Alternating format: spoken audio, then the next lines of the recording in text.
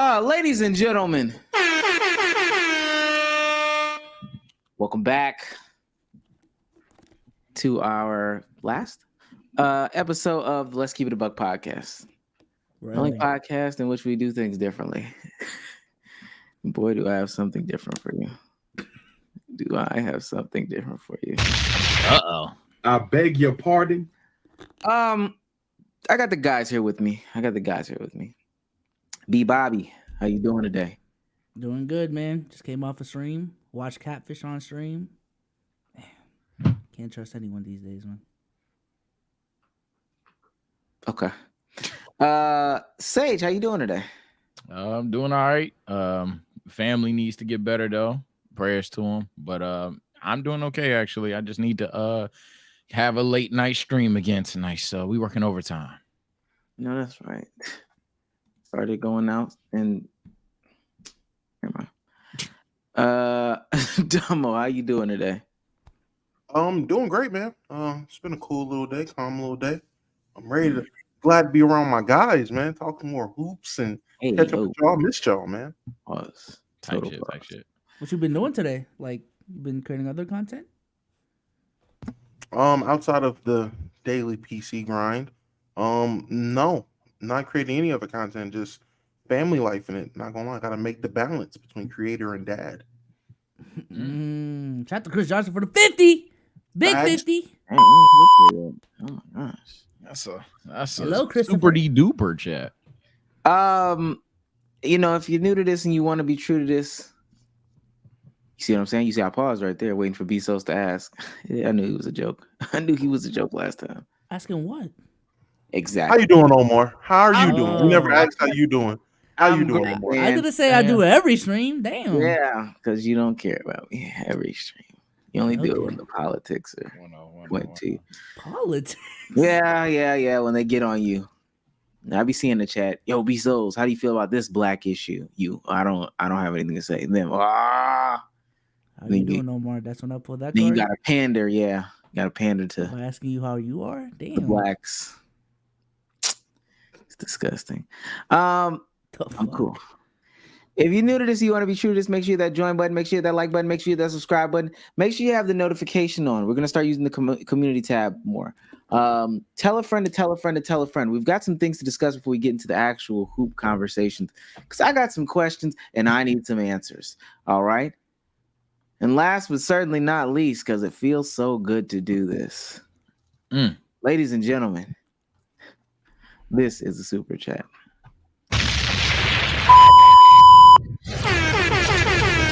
I ain't seen that name in a minute. Bang, bang. And that got another 50. Because it just makes sense. I thought he meant the Oh my God. Not you going band for band. Oh, not y'all missed us. So. Y'all going band for band. Twitch. Y'all miss us? Y'all really missed us? Twitch, you are on the clock. Redacted Dante says, well, we starting this again. Well, we're starting this again. Oh, man, not again. Christopher Johnson for $4.99 says, He's on fire. shouts out to my boys, LKIAB. Donation. Oh my God. You are on the clock. They're This getting is not insane. looking good. They're getting This is insane. not looking good. They're getting insane. SGX, the taser. Twitch This chat. is not looking Twitch good chat. for Your you. B star is being pressed. I am not gonna lie, they're fucking you up. Being checked. They are pressing the B star. Twitch. What are y'all gonna do? They're fucking you. Let's What do are y'all it. Now, about to do? I'm not gonna ignore Christopher Johnson, who says back-to-back Drake type Oh, shit, man, but not Nah, again. shout out to Christopher with the honey buns. not gonna lie. Sponsor of the stream, we're bringing it back. Rejected Dante. My God. Bang. Oh my God. And that's why, because it just makes sense. DJC with the 20. Oh my gosh. Put a 20 ball in there. Daniel trying to John get Charles for the 20, man. Calm little 20. So put his name down there. Put Dante's name down there. Just to sponsor the stream right here. I got a feeling. Don't know how to pronounce that. For 25 Knox says, Omar, did you ever find out which watch? This might be the part where I find that out, my friend. Interesting. Shakalaka Mekaleka Czar for $14 says, mind the game pod. initial thoughts, if it will last. Is mine the game Mark Jackson's pod? I literally talked about watching this today. Oh, they actually Only come out with podcast it. I that gotta dropped watch it. today. Oh, All I know is it already started. That's the JJ Redick pod. We will actually talk about some pods today. Daniel Jean Charles, Haitian name. JC, yeah. Sends $20 just to say band for band. And last but certainly not least for this go round, Expectation sends $20 says, y'all indeed were missed on this platform. Oh, I appreciate that. Appreciate That's that, man. adorable. Yeah, I was looking right now. We missed y'all. Oh man, not again. Oh, Mike. He's He's a whore. Y'all were missed as well. Shit. Wait on that announcement.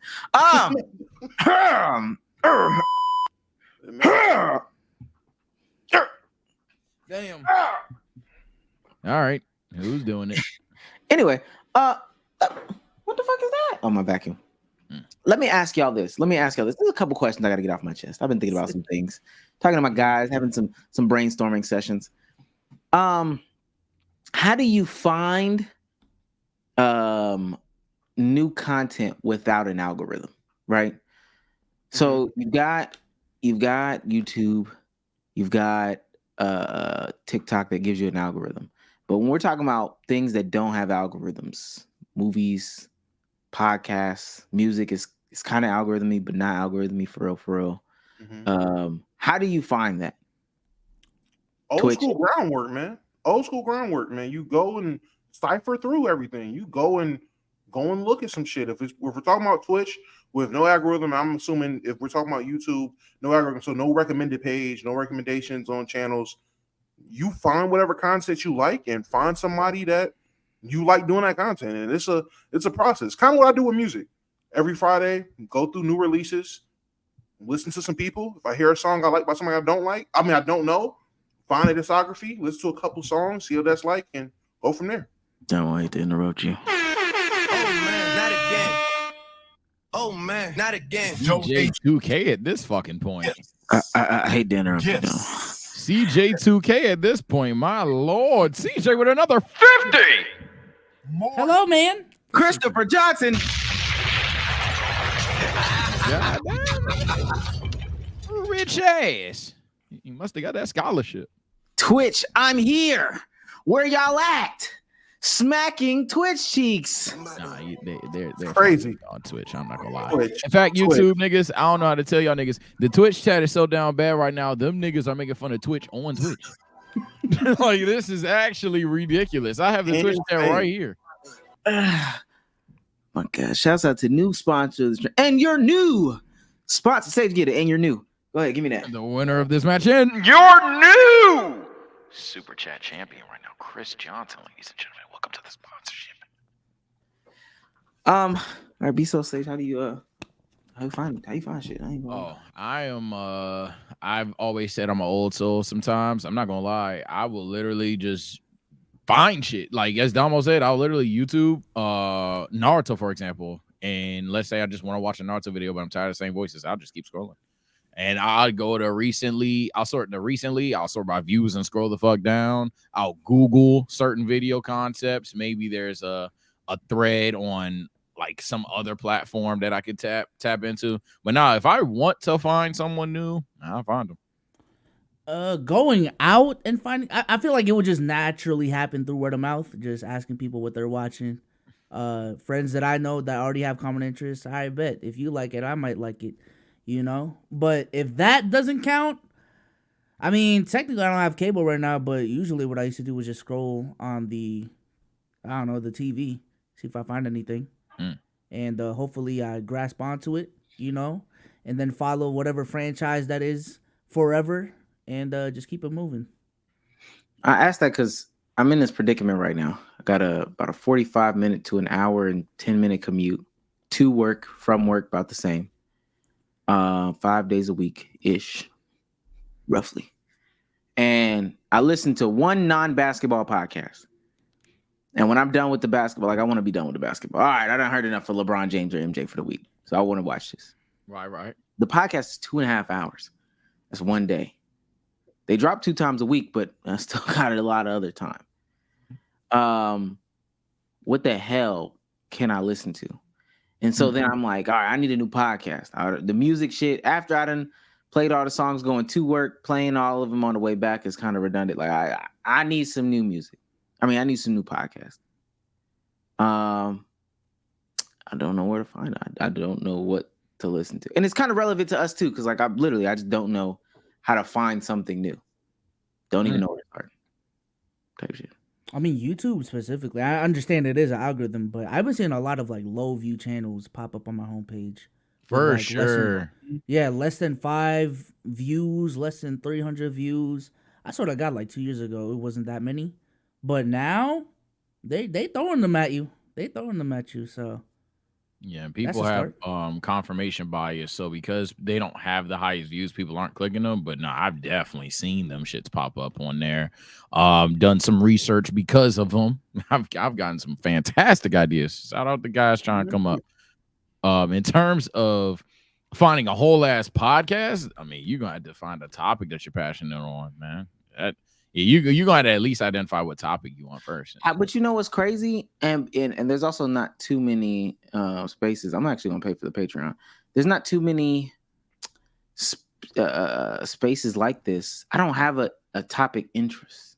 I'm tired of basketball. I just want to hear people talk about things. Ooh. Well, then at that point, you would just look at certain circles. So if there's a person that you enjoy that has a certain conversation, look at the circle of people that they work with, work around, or with, and then branch out from there. So if you enjoy Joe Budden conversations, try to find a way to see who's in that Joe Budden circle of people that he does endorse, people he's had on the pod, something like that, and then branch out from there.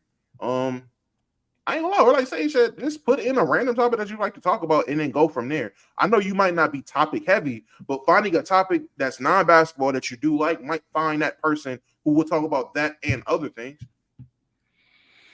I don't know. It's a dilemma that exists for us as well as people that run a podcast.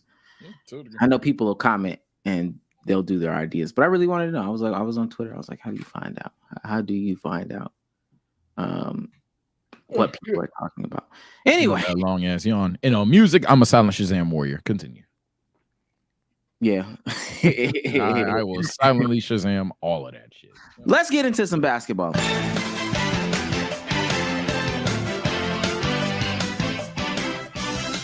a minute.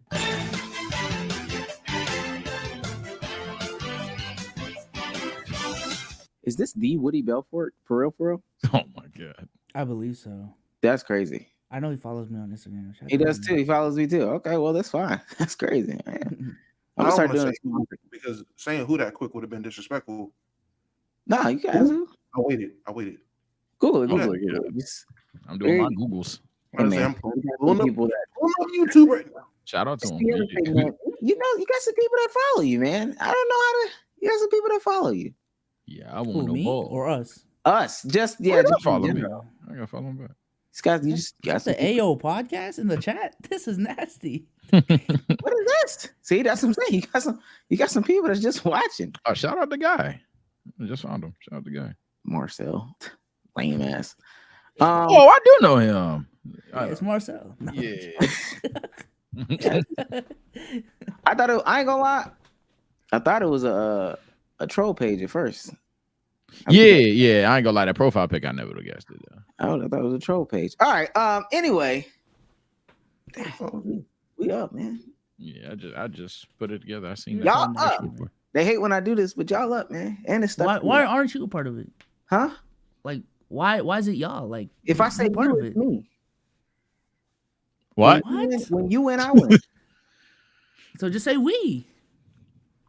Y'all up, man. That's what I'm telling you. Damo got 2 kids. We got 2 kids. Huh? Type shit. No, we don't. No,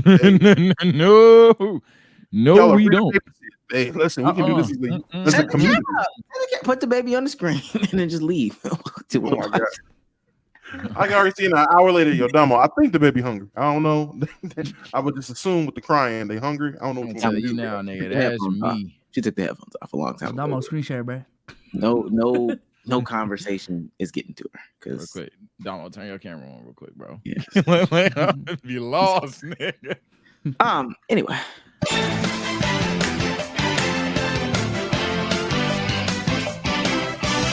Part of the spotlight. We're trying new stuff now. Spotlight of what's it called? Of creators. Not necessarily a small creator, but he's a smaller creator than the podcast. I was watching this video right before the podcast started. This is from Trey with 3 Ys. Trey with 3 Ys. NBA archetypes that went extinct. It's just off the fly. And he lists off some of them. The small point guard. The real small point guard. The defense only guy. The back to the basket big. The playmaking only guard. Get a pass only point guard. What's y'all's NBA archetype that went extinct that you wish you could see in today's game, man? I miss the rebounding forwards. I miss them. I don't know what it is. What's an example? Like the Taj Gibson ass, the what the fuck? Thomas Robinson. Yeah, Thomas Robinson type forwards. Look, The man, I'm Horace not saying Grants. they're viable, not saying they're the best, but damn it, kinda miss them. I just that unk on the team. Hell, the UDs for real. Just unk on the team that might be able to make the mid range. Damn well could play some Mike is defense crazy. and 100% get some boards. Some people need that, man. I miss them. I miss them a little bit. I would say mine. Go ahead, Dama. I was gonna say for mine's, it's 2. The foul bait guy, not foul bait guy, but the foul guy, the guys that are just on the team to foul, the enforcers are what they used to be called. Niggas that just fouled, hustle guys that just fouled, racked up fouls. That was really it. That guy and the power forwards that were like jump shot machines. So like a Brandon and Bass, like that I didn't realize I missed Brandon Bass. So we was talking about him earlier on Players Show. I was like, damn, I do miss a money midi. Like, I do miss that. So those archetypal players, that 4-man that stretching the floor was hitting that jumper. Miss those. For me, it's the Rondo type point guard, man. Yeah. God, Pass I wish there was a space for them guys in the league, man. Just why everybody got to shoot, man. first point guard. Playmaker. I was about to say Tony Roten. I mean, he applies. Is that not in the league? He like I need the ones. What names are you thinking of? Is that not in the league anymore? Like a pass first point guard? No. a guy that can't shoot though. Yeah, let's like be he's clear. a slashing inside playmaking point guard. He can only get busy, not behind the 3-point line. Really, Like Andre Miller type shit. Free throw line below, Andre Miller-esque. Yeah. Yeah. That's what I need. Kendall Marshall, throwback. I need a good, To a lesser degree. a good behind the back, straight into the chest of the forward. Oh wow! And nobody knew it was gonna be there. The highlight mixes of today aren't really like The Jason kid. Yeah, man. Yeah. Extreme example, Jason Kidd. Yeah. I need a straight line drive guard. I'm tired of the mixy in and out. No. I need you to have at max a right to left, but really just a strong right hand, or a strong left hand. Shout out to Jeff Teague. Don't need all that sauce. Everything but scoring forward. I need everything but scoring forward. Really a crash out for real. Crash out's the word of the year, man. Crash out is low-key great. I need a everything but scoring forward. I'm tired of everybody that can score the ball, get bit. No. We need some more Josh Smiths in the league. Okay? Do everything with score. Draymond, when you retire, man, you will be missed for sure. For your current play, not for 2016. I don't care. It's all Draymond right now. We'll miss you. And definitely a back to the basket big. If it's two things that I used to do recreationally when I play basketball, I used to definitely get my Jason Kidd off. Oh, we're on a break. I'm trying to throw something. I'm throwing it, and it's 9 times out of 10 it's probably gonna be a bad pass. But once it gets there, it needs to be there. And then I missed a good up and under, step through, lay it. I miss those guys. Anybody undersized too. I miss triple threat. Triple threat threats too. I miss triple threat threats too. The guys that just sit there, jabs it about 5-6 times, shoot the ball over your best defender. Miss those guys, man. I think we just need more mid-range assassins too. You know what I'm saying? Need some more DeMar DeRozans in the league. Yeah. More ball stoppers. That's what. Yeah. That'll really get the that boy good conversation going. We need some real ball stoppers. Just hold the pill. Don't pass that motherfucker. Yeah. It's a whole tier Get too NBA advanced player. now.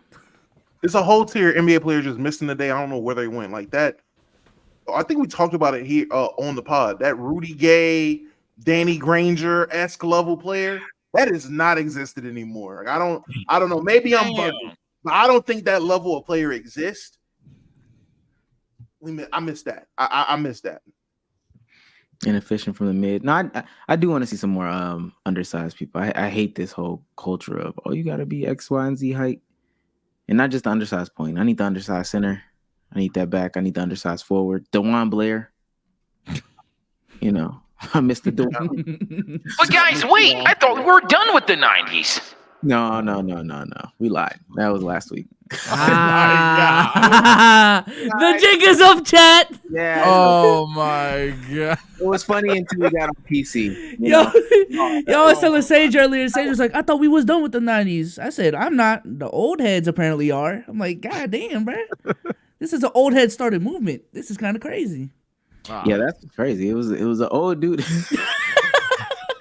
No, I was today years old. I found that nigga 30. I'm like, what? Yeah. Like, what? You would have thought he was some young guy. No, nobody. Oh, No. I thought he was like 21, 22. Young ass nigga. Nope. No, very is crazy, but he's Definitely unkish. She's definitely more unk than anything. super unk for real. Inefficient. I see inefficient shot chuckers. I want the real. We need it, and maybe that's why women's basketball is hard. We need the jujus in the game.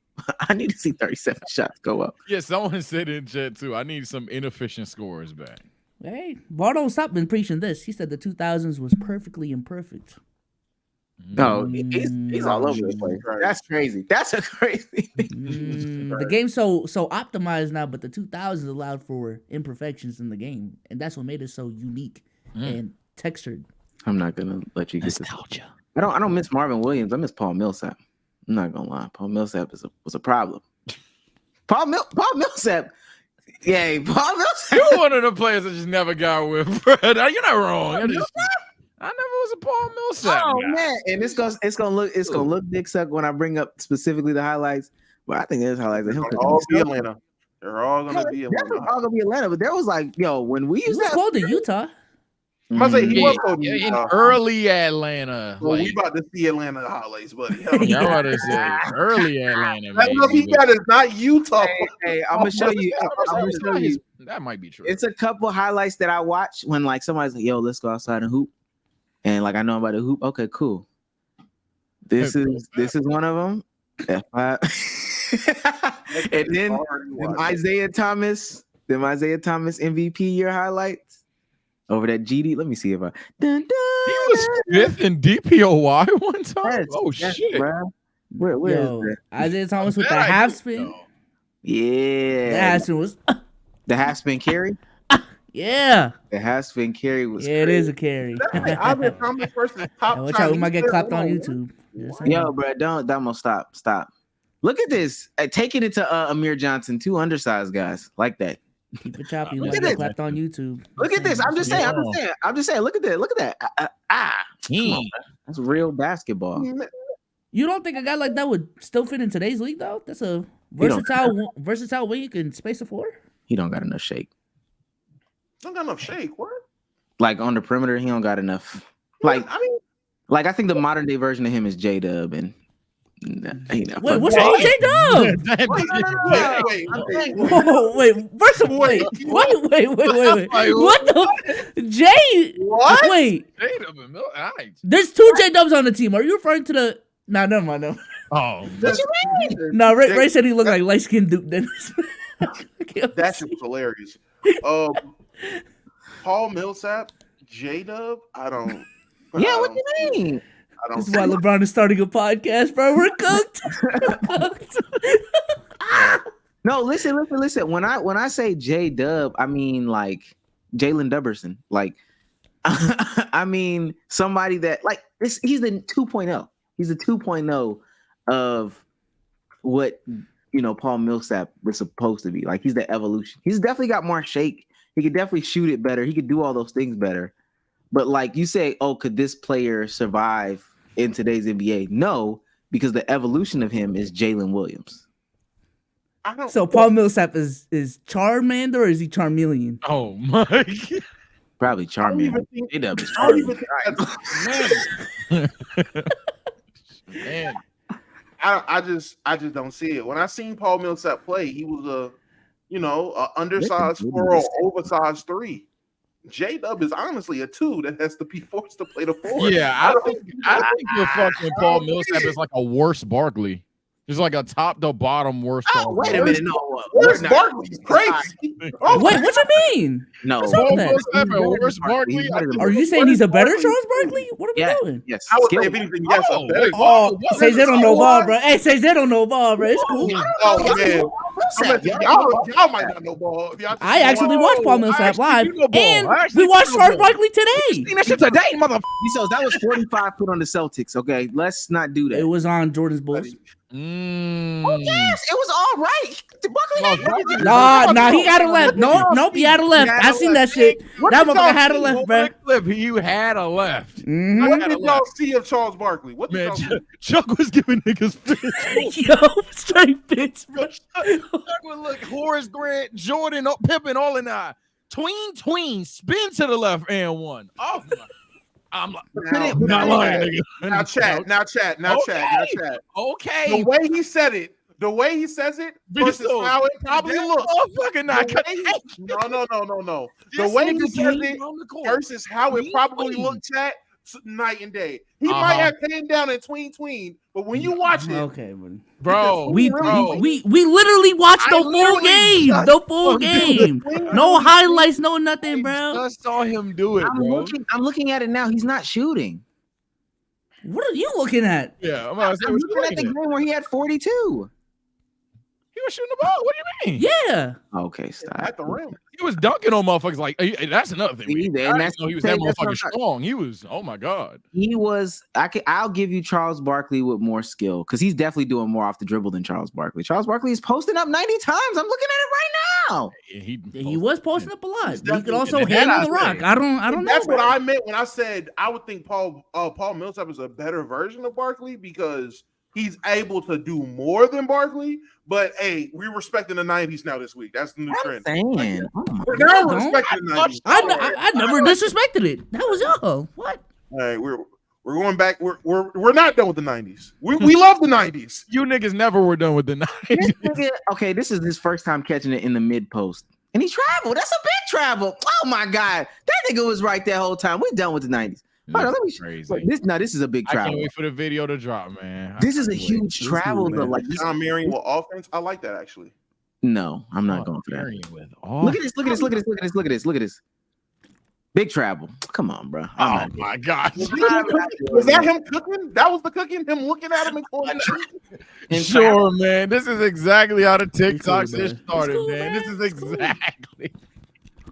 That was crazy. That was crazy that y'all just said that. I actually that Charles Barkley is better than Paul Millsap. Better than Paul Millsap. From a skill perspective, yes. Okay, man. That was okay. Big garbage. You can say it on Paul Millsap over Charles Barkley, man. I'm gonna stay over here. I still think Charles is greater. It's just I'm gonna be with Uncle on this one. Somebody's bag is bigger. Duffel bag. Hey, duffel bag, ruffles bag type ordeal.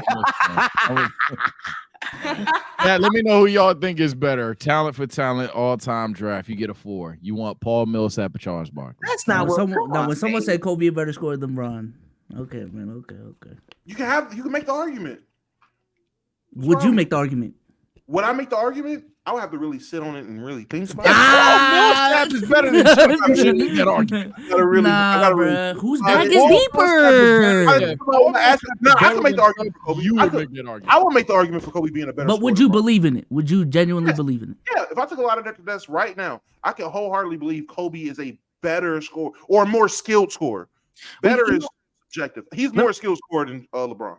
Let me say this because you didn't answer this. I believe Paul Millsap could play in today's league. Mm-hmm. I don't know about Charles Barkley.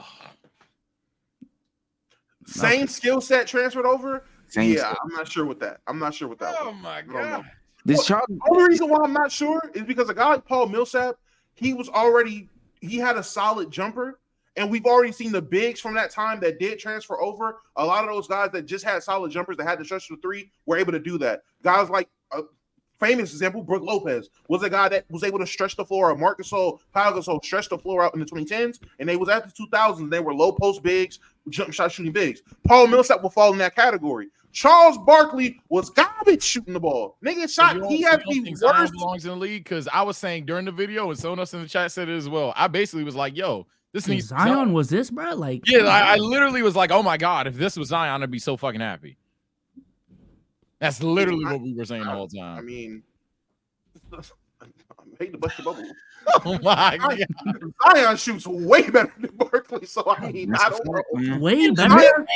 Way better, yes. Zion shoots way better. Zion in the post, Charles Barkley in the post. You're taking Zion Williamson. I'm looking at one guy. Hold on. Let me go. Oh, Now I gotta look up. yeah, I'm about to I say, gotta go get confirm your this, bro. I ain't bro, gonna lie, because, man. oh, He said in the mid range, Zion's better than Charles Barkley. That is not what I said. Who said that? Who said in the mid range? Who said that?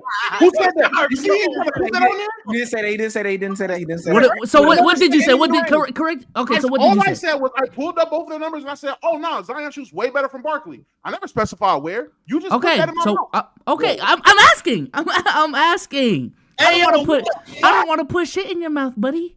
Okay, I'm sorry. but I'm asking, what did you mean by he shot better than It's Sir way Charles? better in from 3. He context. shoots way better from 3 than Barkley. He shoots way better. Way better Way from better. 3.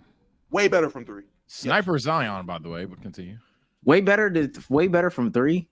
Y'all see, I let Damo get on the play. 36% on .3. It's like Three-point Sniper attempts? Zion. He doesn't even attempt a 3 a game. I mean, what year is he in? What year is Zion in though? Zion's in year 5. 4. 5? No, Yeah. Well, he missed 2022, but this is his 5th Wait, year. is it point whatever? Man, what are we Oh, talking? damn, it is. Jesus Christ. I didn't even conversation. I didn't even scroll down to see the volume. I just seen Yes, he percentages of- doesn't shoot the ball, dog. But when he does, Oh my! has Charles Barkley, I'm about to say, has Charles Barkley ever shot 30%? But he did in 95. He did. He shot 33. Let's 16? How is on 0.6? Nah, this nigga Barkley some ass. Oh my! 16%. Oh my god. Okay. Attempts? In the mid range, Charles Barkley's better too. But Charles Barkley clears How him much? in the mirror. How much?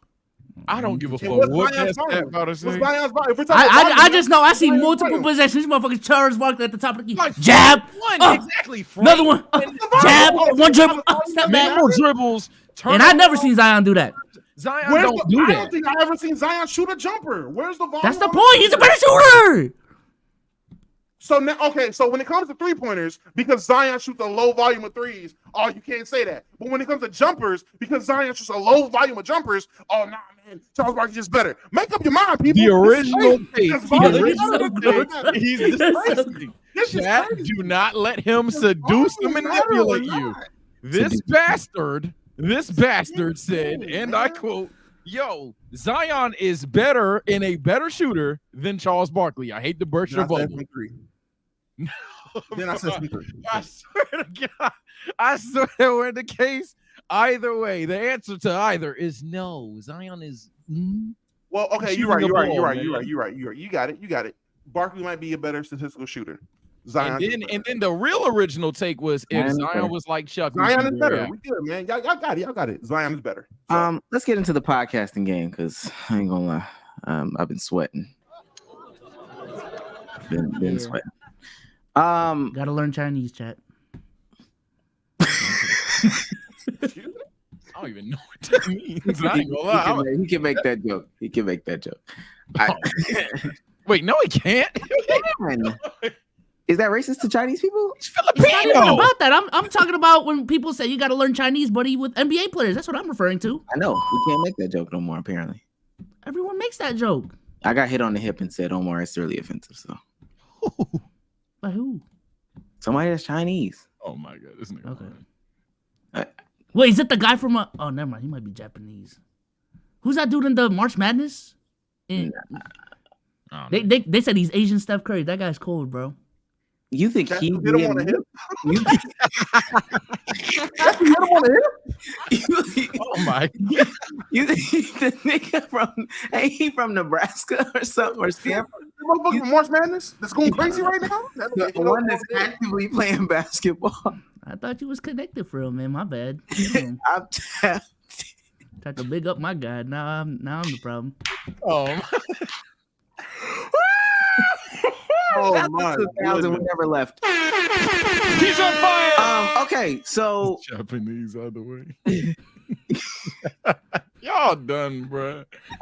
okay, so it's some real pressure. Couldn't poop all day. My B star's been pressed with the new podcast announcements that have been coming out. He's in Jeremy. I'm not gonna lie. I've never felt more pressure from a podcast touching down. I feel like a combination between like two athletes has never graced our stage and made me sweat like this. Plus, they actually have the right combination of, black and white. They always try to get the white person and then, get the black person or whatever. This is the perfect combination of black and white that's going to make us probably look at doing stuff differently. I will chill. And Lamar Odom have launched a podcast together titled Keeping Up with Sports. Oh, you didn't know that one? Wait, that's the one we talked about. Chill. Hey, what other one we talk about? Yeah, what podcast we be talking about? I thought we was talking about JJ and Brian. You talking about Jenner and Lamar. We already It is JJ and bro. Lamar Odom is the LeBron James of the Kardashians. Okay, let's be clear. High school phenom, damn close. 9. What was that analogy you were bringing up a couple pods ago? He's the Patty Mills of. I was just about to say. I was about to say. So Lamar Odom is LeBron James or Reggie Bush's.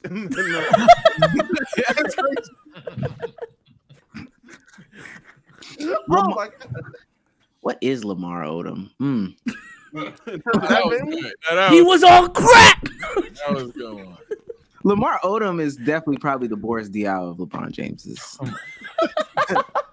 No, I'm not gonna lie. There is one of these. There is one of these that is Lamar Odom, Josh Smith, and LeBron James, and we just have to connect the dots. Josh Smith is like the Lamar Odom of LeBron James's probably, but I think it's the inverse. I think Lamar Odom is the Josh Smith of LeBron James. Of LeBron James's. Okay, yeah, that's what I think it is personally. That's cool. I mean, what are y'all gonna do? Because I know I won't be doing podcasting anymore after this. Yeah. The other news that somehow trended more was one thing, but when I seen this, I just knew, we don't stand a chance. It's a whole different atmosphere on one side, and then you have the NBA personnel on the other. Yeah, we don't stand a chance. We can't really do these pods no more. It's time to start the weed pod. It's time to bring back Word is Law for the OGTSO because we can't keep up with these boys no more. It's over. Nobody has noticed this thing on the side. What?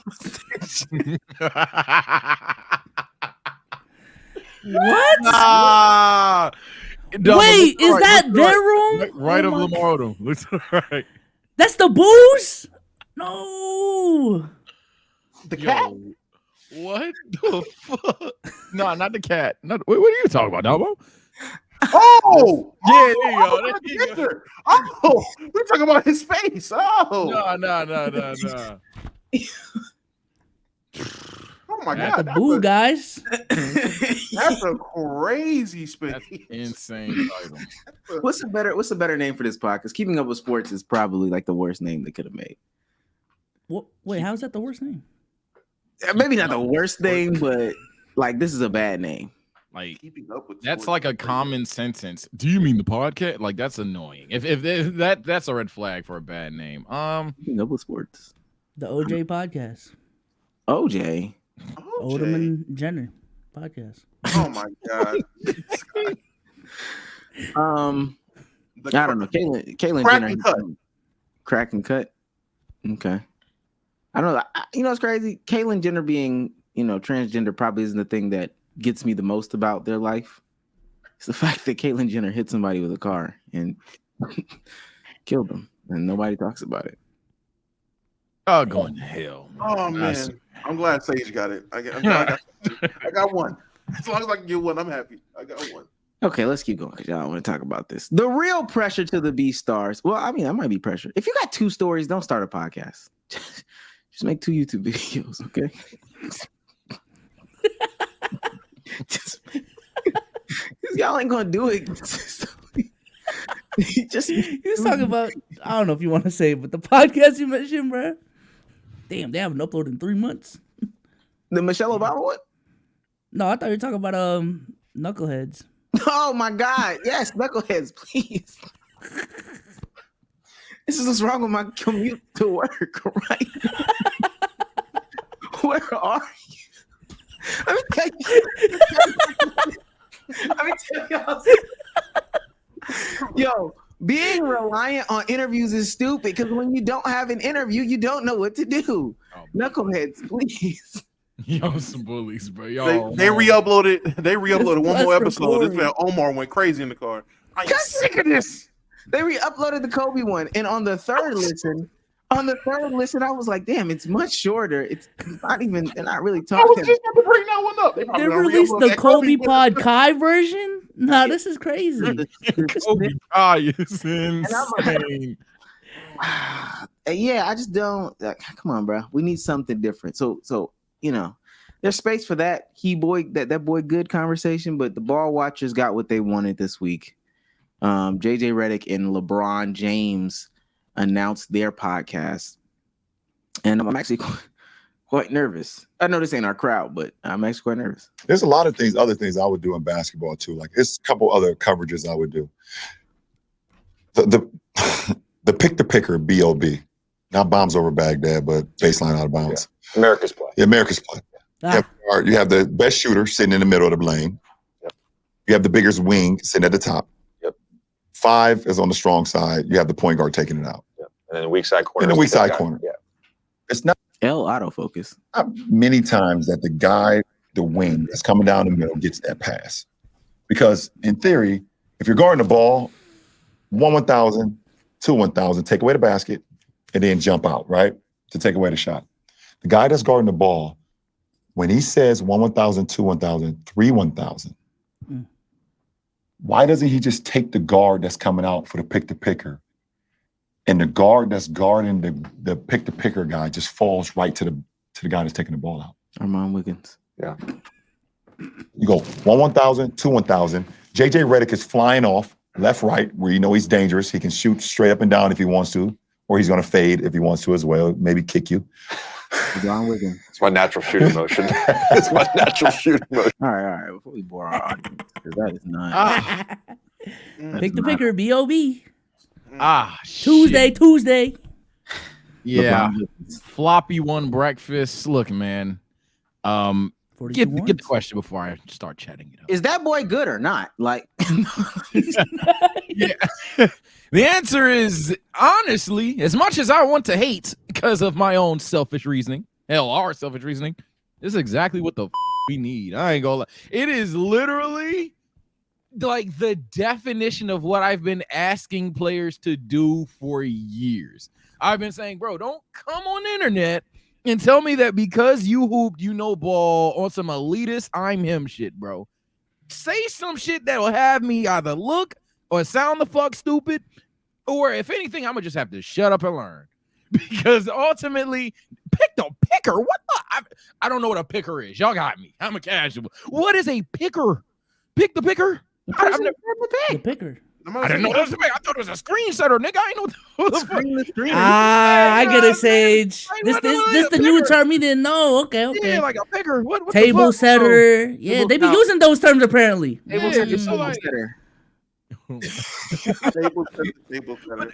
But you got the picker, you got the vertical spacer. Like, when they're gonna name other plays that I just won't know, this is what I ask: educate the viewer. Just don't slander the viewer or gaslight the viewer to agree with you just because you're an athlete. Explain the shit, bro. And I feel like that's exactly where he's going with that, based on, granted, only 2 minutes. But I feel like this is exactly what LeBron's gonna do, because I'd be shocked LeBron start crashing out. So I'm actually really excited for this. I'm really excited for this type of podcast for multiple reasons. One being This is the exact counter to like Gil's Arena. This is the exact counter to, oh, we're just gonna get pros on here and we're just gonna talk shit like we're just in the basement, just chilling, like we're not on camera. We're just gonna say what we feel, not really give no merit. We're just gonna give a bunch of bias, very, takes like that. We're not gonna really explain basketball. We're just gonna do casual talk. This is the exact opposite of that. This is real ball talk. Now, why I'm glad JJ Redick teamed up with LeBron to do this, because if he didn't, he would just get 50,000 views on this podcast, because a lot of people are not here to watch real basketball talk. They're there for whatever they're there for.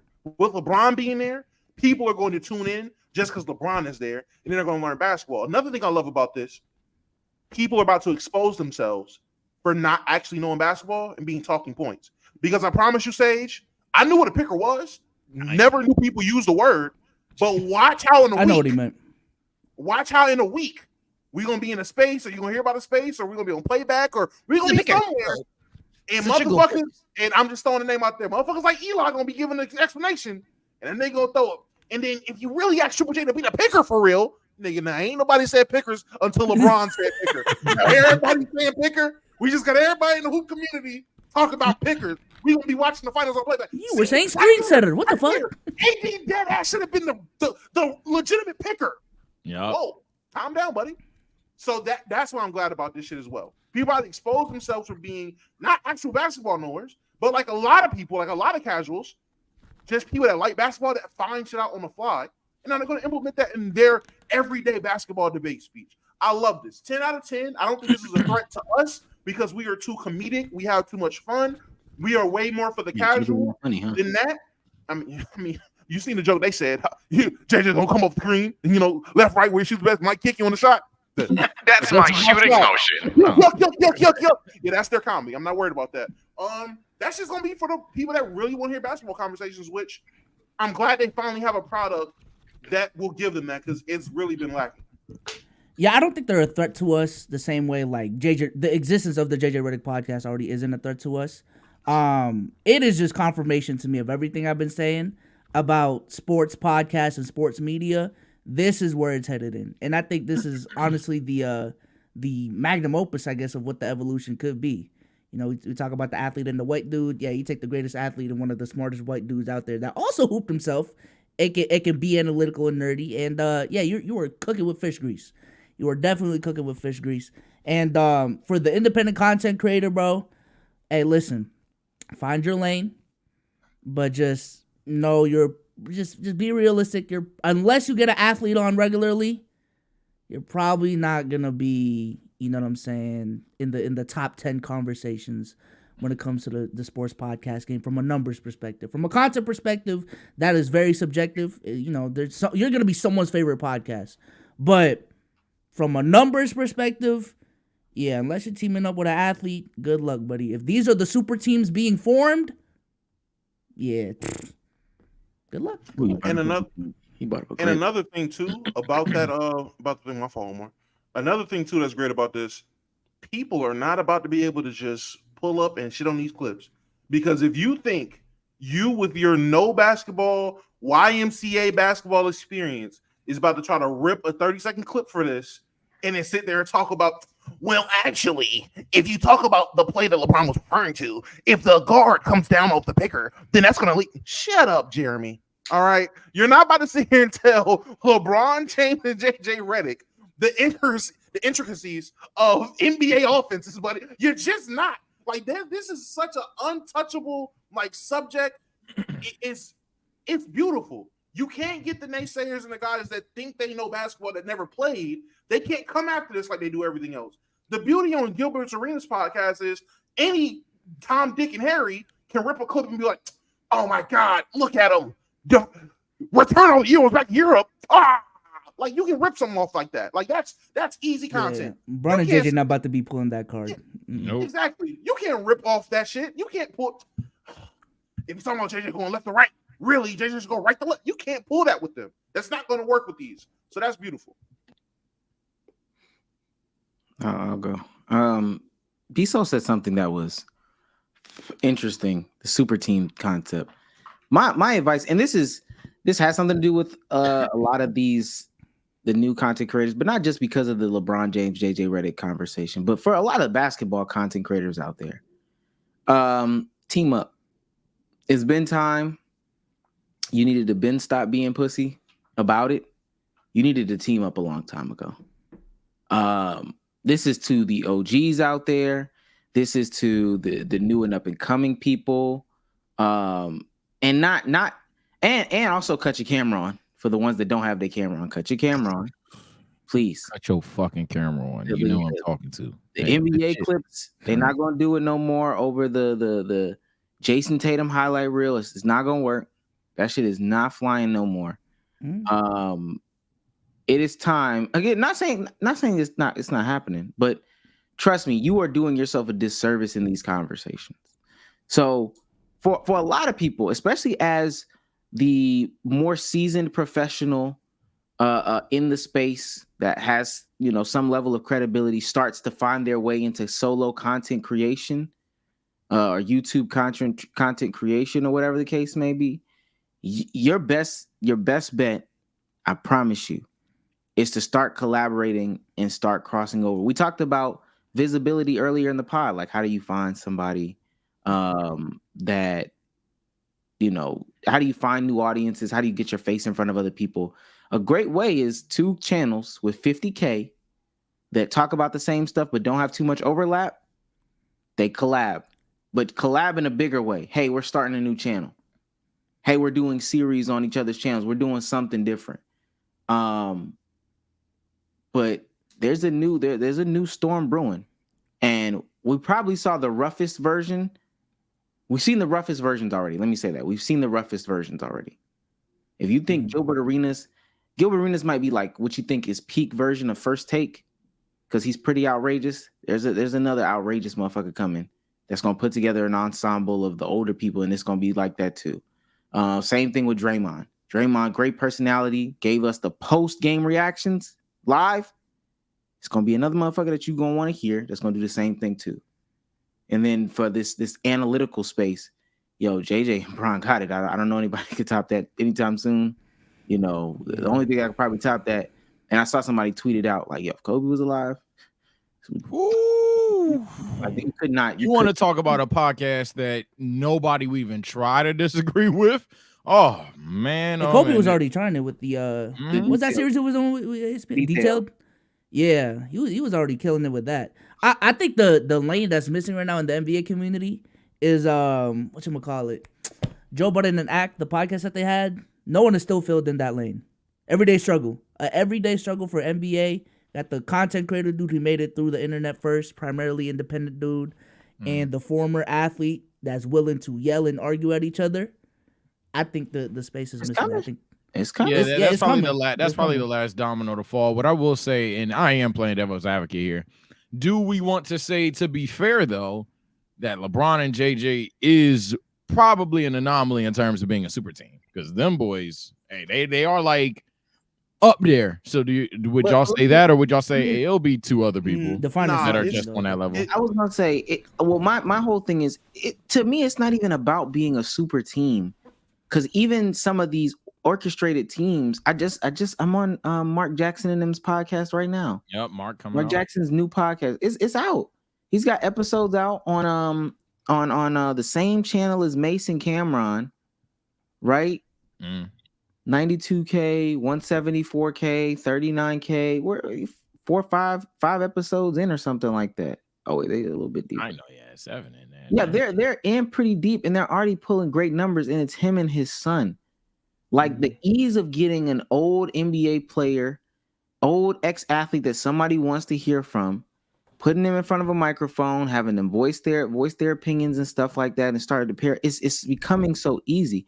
Granted, JJ and them are an outlier. It's LeBron James. Yeah, for sure. But on the flip side of that, bro, as a content creator, you can get washed pretty easy if you're not doing what you need to do. And I think that evolution is collaborating. Yeah. I was playing devil's advocate. Just no argument out of me. Yeah. There's a cap to the shit without collabing. It's just, I think it's a matter of just, are you comfortable with it or not? I feel like there are a couple creators out there who have made it work for a long period of time. And You're talking about old shit. And not to be disrespectful, but you are talking about old shit. I'm talking about old shit. But looking at their numbers right now, they're still doing enough numbers to make a good living out of it. But what the conversations that we're talking about is how do you reach that next level? And some of these dudes are just comfortable. I'm gonna just be blunt. Like, I guess being mid, for lack of a better term. Some people are just fine being mid. Like NBA players talk about that too. Whatchamacallit, with like DeAndre Ayton. I forgot who was shitting on DeAndre Ayton lately, but yeah, some NBA players, this is just their job. They clock in, clock out, and that's it. There's a difference between the NBA player who does that and the NBA player who wants to be great. That's the difference maker between a DeAndre Ayton and a Nikola Jokic or a Joel Embiid. So I think on Jeff C's podcast, I think the episode he dropped yesterday, he's talking about Jordan Poole and that very same thing. Niggas show up to play ball and go home. Like that, play basketball, go home. Like that's who Jordan Poole is looking like he is. And they was talking about that. Like that's a normal thing. And that's in any field. That's in anything. There are going to be people that get just content with a certain level. I don't think I'm gonna say it's a bad thing, but like Soul said, it is not even an invisible ceiling. It's an iron ceiling that comes with not collabing and staying content with a certain level. Like it's obviously a ceiling with that. Now that ceiling right now is Jimmy High Roller, but he's honestly the only one who's reached it. So I don't even know if that's a realistic ceiling. Yeah, by technicality, you have Kenny Beachums, Jimmy High Rollers, and stuff like that. But more realistically, you're capping off at around like the 300,000, to be very honest with you. So yeah, content creator, no face, no collabs. Nope. The first one that comes to mind is Jimmy High Roller, and outside of that, there's a big gap between him and the next dude that falls under that category. Mm-hmm. I'm gonna keep it 100 with you, and this is gonna sound hella disrespectful to James High Roller, especially after he came off 2 bangers. He's pulling out. Damn, he's pulling some mills on these. Oh, God, James is doing crazy. But what's stopping? Oh wow, this is crazy. Y'all are crazy. I ain't alone. No. What's stopping TNT, House of Highlights, Turner Sports, or whatever, saying to them, hey, we're gonna hire creative mind Kenny Beachum. We're gonna hire dump a bunch of money into, I don't know, give me another great, Charles Barkley, old great, and then a current great like Steph Curry. So it's Kenny Beachum, Steph Curry, and Charles Barkley. And they gonna make conversations. They gonna make We Done with the 90s. Because I'm looking at Jimmy High Roller's most recent episodes. We done with the 90s. What's stopping them from saying, you know what, we're gonna settle this, We Done with the 90s. 90s player today, content creator, we're gonna dress it up and we're gonna do this like this. The lack of respect for the content creators was stopping them. The lack of respect for the content creator on average. Like I will understand that, you know, Turner did the thing with Kenny, so that would be the exception. And I feel like Kenny had hit. I mean, he put his face out there. He did all the necessary things required, and he just hit a new ceiling, a new level that was just unheard of. So he was an exception. Other than that, it's still a field that a lot of people in that arena don't take serious. So that's what, to me, that's what's holding them back. Well, holding them up from doing it. Yeah, that's fair. That's fair. Point. Let's talk about the NBA's reffing problem, man. I know you Lakers fans are really upset about this. Let me go ahead and play some sad music for you. Where is it? That's not this. It's like this. NBA had a rigged shot clock this weekend, man. I'm gonna have my brother, Legend of Winning. Was crazy. I seen that shit live, bro. I'm gonna have Legend of Winning take it away from here. This is crazy. Lakers are unfortunate. Y'all came of AO podcast popped in. That was from y'all. Bro, y'all can see the shot clock 11, 10, and it resets to 24. Nah, that's disgusting. That's very disgusting. And they just work with the 24. I didn't see this. This is a problem in Denver's right. Like, nigga, this was an hour ago. That was literally an hour ago. No bullshit. This happened an hour ago, so it literally restarted the 24. Like, we're having shot clock. Y'all came up and Low popped in. Not only was there a shot clock issue, I ain't seen that. Damn. there was also a foot on the line issue. This is for an overturned 3 from LeBron James, and this is for an out of bounds call from Draymond Green. I really don't know what's going on. Maybe they're cheating. Or just made a big play.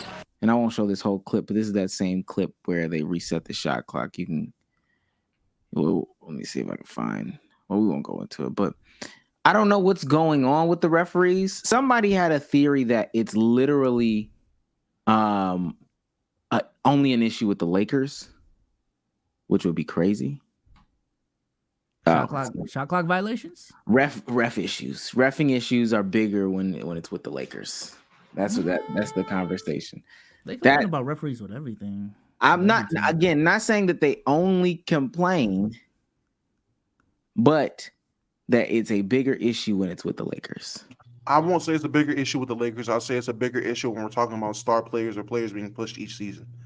Because you can make the same complaints for how Ant is every time he plays the Thunder. It's like every time he plays the Thunder, following the game, he about to tell you, yo, these refs are calling bullshit for them every time they play this year, it feels like. So it's not just a Laker thing. And I feel like I see it. I mean, I'm a Laker fan. When I do watch the games, I'm used to this shit. There is a glaring discrepancy with ref ball when the niggas play us versus other games I watch.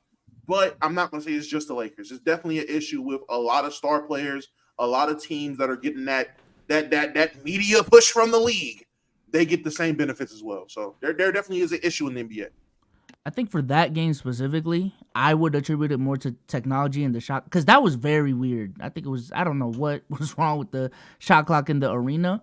But I will say, I don't know if you're going to bring it up, but there's statistics on like this post All-Star break about how referees have been reffing games and the discrepancy between certain calls, and it's pretty blatant how much certain calls are being made and not made. I think defensive 3 is one of them, and someone is making the argument that Adam made a call. Games are being ref completely different now post All-Star break than pre, and it just attributes to my running theory. On top of, and I know I was giving pushback when we were talking about the stat readers like miswriting the stats. The NBA is more rigged than you think. They try to control the things that they can control, and I will stand by this. The main thing that they can control on a night in night out basis is the referees and how they ref games. Depending on how referees make calls, how inconsistent or consistent they are with certain calls, it definitely shapes the physicality and the pace of certain games, how certain teams play, how certain teams don't play. And I'm pretty sure everyone knows about it. It's just an unspoken rule at this point. Now, I'm not going to say that there are magnets. I'm not going to say that, every single shot is just, there's a script that they're just acting out there. I don't think so. But again, I think when they roll the ball out there, the referees are okay, what type of game are we looking for? What, do we want this to be closer? Do we want this to be, you know what I'm saying, ref more physically than not, that type of shit. So are you talking about who was the post made by that you're referring to? Is it by Tim Reynolds about the Heat, or just the league as a whole? I think I've seen a YouTube video about it. So I saw one that was, I'm looking at one right now. Tim Reynolds reports Eric Spoelstra has wondered, this is March 13th, Eric Spoelstra has wondered openly twice tonight if there's been a decision by the NBA to call fewer fouls of late, which would slow scoring. Pre-All-Star break, NBA games saw 45.3 free throws per game. Post-All-Star break, NBA games are seeing 39.1 free throws per game. I believe that's what I'm referring to, but I just seen it was a graph of like different calls too, and they charted it out in the discrepancy between these calls. I'm gonna try to look it up right now, but Sage, is the league rigged? I don't think the league is rigged, especially when it comes to the Lakers. I think the Lakers are just the easiest one for a casual viewer to even pick apart. Like, mind you, if that's the one team that people give me the non-casual shit for, but I can say plainly, if you just go to statistics, it's not the hardest thing to figure out. The Lakers are like top 6 in free throws.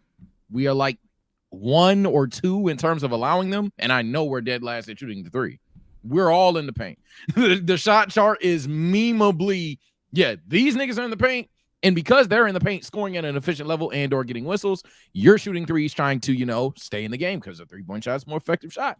So it's easy to feel that way when some asshole at the end of the game just goes, you got X amount of free throws. And ironically, the last major time, in my personal opinion, was the Warriors. So maybe it's just a Golden State Lakers thing, but it was with the Warriors when it was like a crazy disparity. But I watched the game start to finish. I'm like, well, I mean, y'all had 3-point fouls. That's the only reason y'all even got those calls. Y'all didn't even try. So I think in terms of your first question, the Lakers are, I won't say, I think I'm pretty much retweeting what Dom will say. It's not that people are just weird about the Lakers. It's the fact that it's the easiest to have those takes on. When it comes to the league being rigged in general, I mean, a little bit. I'd like to think everybody's a good person and the world is perfect, and I've been found out wrong every time. So probably just a wee bit, but I don't think enough for us. Maybe for Curry to get a little bit more make the plan type thing, but that's about it. I don't think it's anything significant to where I'm like, the sport I love is a sham. Yeah, I'm trying to find it right now. My bad, Joe. You said you can. I can't find it, but I'm trying to find it. Go ahead, Damo. What were you gonna say before? No, I was gonna say, I'm not gonna lie. In terms of the NBA being rigged, I feel like the only thing that you can say is rigged is the refs. When I say rigged, I don't mean they're in favor of someone over another or one team over another team. Rigged is in they will dictate the flow, pacing, and everything of the game, and it's always been like that. And it's like that in majority of sports as well. This is a business at the end of the day. Let's not act like the NBA does not operate with a business mind. It's not just about the game of basketball. It's about the business of basketball as well. So shit ends up happening. Let's not act like we haven't heard of, infamous refs rigging games, admitting to rigging games because they were betting on game shit. Like literally, when it comes to refereeing, that's going to be something that's always going to have a question mark. And it's not just basketball. You can look at football. You can look at other sports where refs have a significant impact on down by down, play by play basis. That's just always going to be a thing. People will talk about, it's scripted. They know what. No, the players don't know what the fuck is going on. Because if they did, Chris Paul wouldn't have signed up to be fucking 0-72 with Scott Foster fucking reffing him. I don't think he reads that script. Shit like that. Yeah, like shit like that. The players don't have anything to do with this. This is strictly a league situation and a ref situation. The players are fed up too.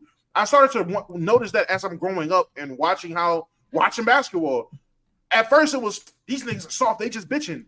No, they literally play this game day in, day out, 82 games a goddamn season, and some of these niggas 100 times a season based on how deep you go in the playoffs, all-star games, all that shit. How are the calls not consistent? We do this shit all year. How are the calls inconsistent? How in one game I do the same move 5 times with the same outcome? One might be a carry. One might be a travel. He reaches at the same spot every time. It hit my arm. One might be an offensive foul. One might be a defensive foul. How is that fucking possible? I would complain too. We would complain if we got on YouTube, did our podcast every fucking week, and for whatever reason, our AdSense is just inconsistent, even though we're doing the same shit. Or for whatever reason, like just shit that just does not. Our view count is just inconsistent. One episode is 20K. The next episode is 5K. One episode is 15K. The next episode is 4K. We're gonna go, YouTube. What the fuck are y'all doing with us? At that point, we're at YouTube. Are we shadow banned? Y'all fucking with our algorithm? What's the issue here? We'll start complaining. So producer Cruz banged me on the back end and provided me with some of the information that B Souls was talking about. Bettors capitalize, huh? Couldn't put in topics. It was, it's spur of the moment thing.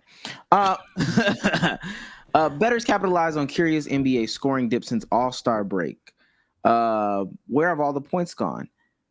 In a trend first touted by Tom Haberstroh, shout out to Tom Haberstroh. Big Tom. Wow.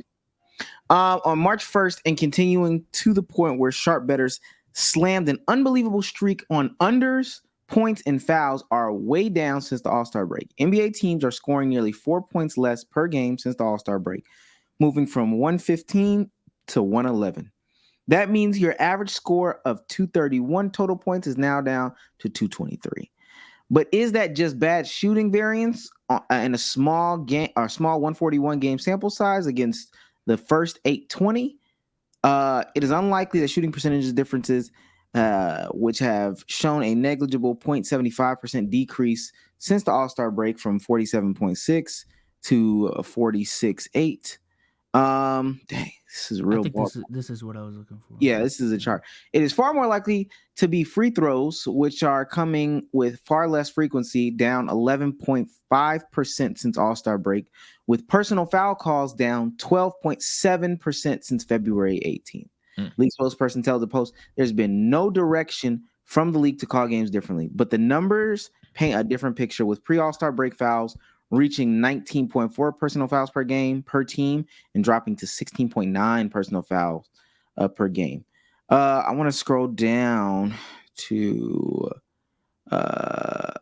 this is them talking about stuff, but there is a chart. All right, here we go. This is a chart right here for those that are listening on the audio shot. Shouts out to the audio listeners. We don't give them enough. Yes, sir. This is Luka Doncic, Jalen Brunson, Damian Lillard, Steph Curry. These are games they've played. Pre-All-Star break free throw attempts per game. Luka's at 9, Jalen's at 6, Dame is at 8, and Steph is at 5. Post-All-Star game free throw attempts. Luka is at 7, Jalen is at 5, Dame is at 5, Steph is at 2.3. Jesus Christ. Steph had a whole 55%. Then they talk about there's some other stuff in here. I would encourage people to look at this whole post. I'm gonna share research. It looks like. Yeah, I'm actually gonna keep that up. Appreciate that. What I will say to this, and I've pitched the AI conversation before, like, yo, just AI will solve a lot of this. AI will do all this. Third party, when you do an audit of your taxes or of a company doing their taxes or whatever, they bring in a third party. Now, the third party is just supposed to be an unbiased third party. They're supposed to come in there, do their jobs without any biases or anything like that. Mm-hmm. The refs being employees of the league, the stat keepers being employees of the league, the coaches and all that stuff being employees of the league, says that there is, of course, going to be some sort of skewing to the thing. And it's easy to do. Why would they remain unbiased? If we want things to go in a certain way, and I'm not saying this just about MJ, I'm going to bring it about LeBron, Kobe, Kareem, all these things. Hey, we need a dynasty. A dynasty is really going to get it done right now. Let's try to help them as much as they can get to this 3-peat. Let's try to help the Celtics get to this. And I don't think this was happening during the Celtics time, but let's help Bill Russell get to 11 because this will help the storytellers. Let's help Bill Russell get to 100 because this will help with the storytellers. There's just too much conflict. Like DT said, there's too much conflict of interest. I don't know why anybody hasn't asked for third-party referees. There's standards national or internationally for what refereeing looks like, specifically with basketball rules. I don't know why they just don't do that. Well, I know why, but I don't know why they just don't do that. You mean who would pay them? For what you call it? You mean for who would pay them? Yeah, if you're bringing third-party referees, where's the money coming from to pay them? It's from the league. The same money that comes from the league. You still pay for this service. Yeah, so wouldn't that be, because isn't your whole argument right now with the referees is the fact that they're employees of the league and they're incentivized to do the league's best interest? So if you're hiring a third party and they're still getting paid through the league, it still be the same thing. It wouldn't necessarily be because they're paid by the league. Like if you get an audit, that doesn't necessarily mean that they're paid by the league. They're not employees of the league. It would just be like buying a service, if that makes sense. Like it's paying for a service. You could do a service in your house. You could change your tires at your house, but you're getting a third-party service. Like quote unquote third-party service. Don't they technically already have third-party refs during games? And I would assume you meant, like in this case, full-time third-party refs, so the third party is genuinely calling the entire game. But don't they already have a system in place for where, like, they say, oh, the officials in New York already reviewed the play 10 times. Yeah, that shit. Yeah. Wouldn't that technically be They're employees. No, they're employees of the NBA. They're literally employed and they're employed through the NBA. My concern with So you third-party mean refs. you would mean be- an outside company completely like so USADA for the UFC type shit. I got you. Yeah, my concern with third-party refs would be if they could be easily persuaded, considering they're a third party, to just be on one side or the other. So like, if it's I don't know, if it's like a Nuggets LA game and it's a third-party ref, I feel like that opens the door for shit to go really out of hand. So I don't know if that's the solution either. I just think ultimately the rigging shit isn't ever to the extreme degree. It'd be like contracting versus salary. Yeah, I just don't think the rigging is too extreme as like making dynasties, but it's definitely on the principle of like trying to push a couple of agendas. Like what I'm trying to get at is I don't think anybody wanted, like, as and Souls got killed for it. Nuggets Heat was definitely the real hoopers know thing, right? But I think if the league was really rigging it the fuck up to extreme degrees, ain't no way in hell we would have had Jokic versus Bam in that bitch. So I think it's like, I don't know. Maybe they do that to throw it off, but I don't think it's as bad as some people want to believe. But it's definitely some small stuff for sure. I don't think anyone here disagrees with that. Omar, where would these refs? Where would these refs come from? Are we going to whoever the NCAA sends out for their referees? Are we getting a ref academy started somewhere, or finding a company that has refs? Where will we get these third party refs from? Whatchamajig, I would think that it is.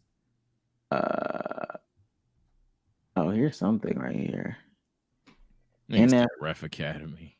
I was gonna say, I think that I think it depends on the league, where they get their thing from. But this is, what is this? NFHS? I don't know what that stands for, but this is like national coaching credentials. You can get national coaching credentials. I know you can get like national reffing credentials for like soccer. I've only known this to be with soccer, so I don't necessarily know it with basketball, but like people have to take courses to do these things. But do we know that NBA refs don't have to take those courses too? I looked it up. They might have to, but again, at some point, is this it right here? This isn't it. No, that's not it. I think it's on the same tab. At some point, you become an employee of the league, which throws everything off. And I hear what Sage is saying. How do you do? Where was it? I see what Sage is saying, where at some point they might be able to become under the influence of the NBA, which is fine. Here it is, officiating opportunities, which is fine. This is kind of the path to officiating in the WNBA and G League. Start here, and then you go here, officiating candidate pool, and you go through training and evaluation. But like right here, this is training and evaluation to be an NBA ref, and I think that this is where you lose your thing. So if you ever, I guess it would be like maybe the best layman's term, because I didn't even probably explain it properly the first time. When you go through a job, and I know this will resonate with not B-Souls, but Sage and Damo. You go, you do the coursework, you get the handbook, and y'all go through 2-3 weeks of training, and they're teaching you how to do things the Walmart way, the T-Mobile way. This is the way to do things T-Mobile way. And then you get with Nate, you get with Tom, you get with Sarah. Hey man, I know they told you to scan this, scan that, and then dispose of it or whatever. But what I do, I just put it in my locker. Okay. I just scan it once, put it in my locker. When they do the audits at the end of the month, they got some room for some loss. And that's just gonna get caught up in the loss. So then I just put that in my locker and I just take that home. So I think to bypass all that, if you deal with like third-party training, all these things would help you. Well, not run into those shits. I mean, I understand what you're saying. I just think even if there is a contractor, like let's say they contract a third party, it's not a salary employee, it's a W-9 or whatever, and the majority of their revenue is still going to come from the NBA because it is the NBA. And Adam said, yo, don't call shooting fouls as much this week. What are they gonna do? Like just say no to the money? I don't know. Yeah, Like they do. I mean, they do it all the time. Besides with taxes and stuff like that, with the IRS, and mind you, not saying that it's not a potential, of course, for the third party companies to be corrupted, but Yeah. in theory, they're hired with the idea that, hey, ethically speaking, we're not supposed to do these things.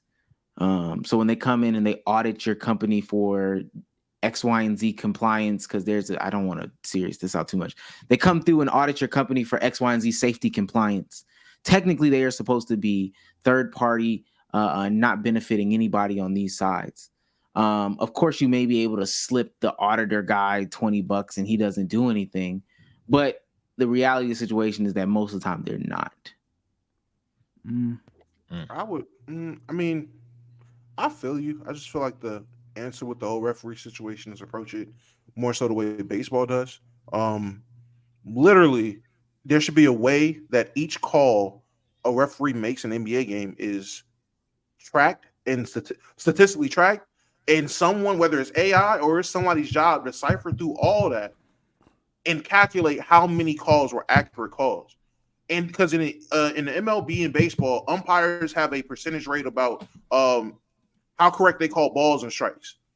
And honestly, the lower your rate is, the more so niggas are willing to get you the fuck out of there and get packed up. And it's a clear numbers basis. Like for the NBA, if you ain't got a 95% rate, they do have ref scoreboards in the NBA. But I'm saying, do they go by the scoreboards though? Like I'm gonna hope so. But well, that defeats my point. And that's essentially an audit. That what you're describing is an audit of what's going on. Now, how closely they follow the audit, I don't know. Who's the one doing the actual audit? Who is the one reporting the actual audit? You know, all these things. And somebody might say that falls under the last 2 minute report when they put that out. But they shouldn't put out the last 2 minute report. Why don't they do the entire game?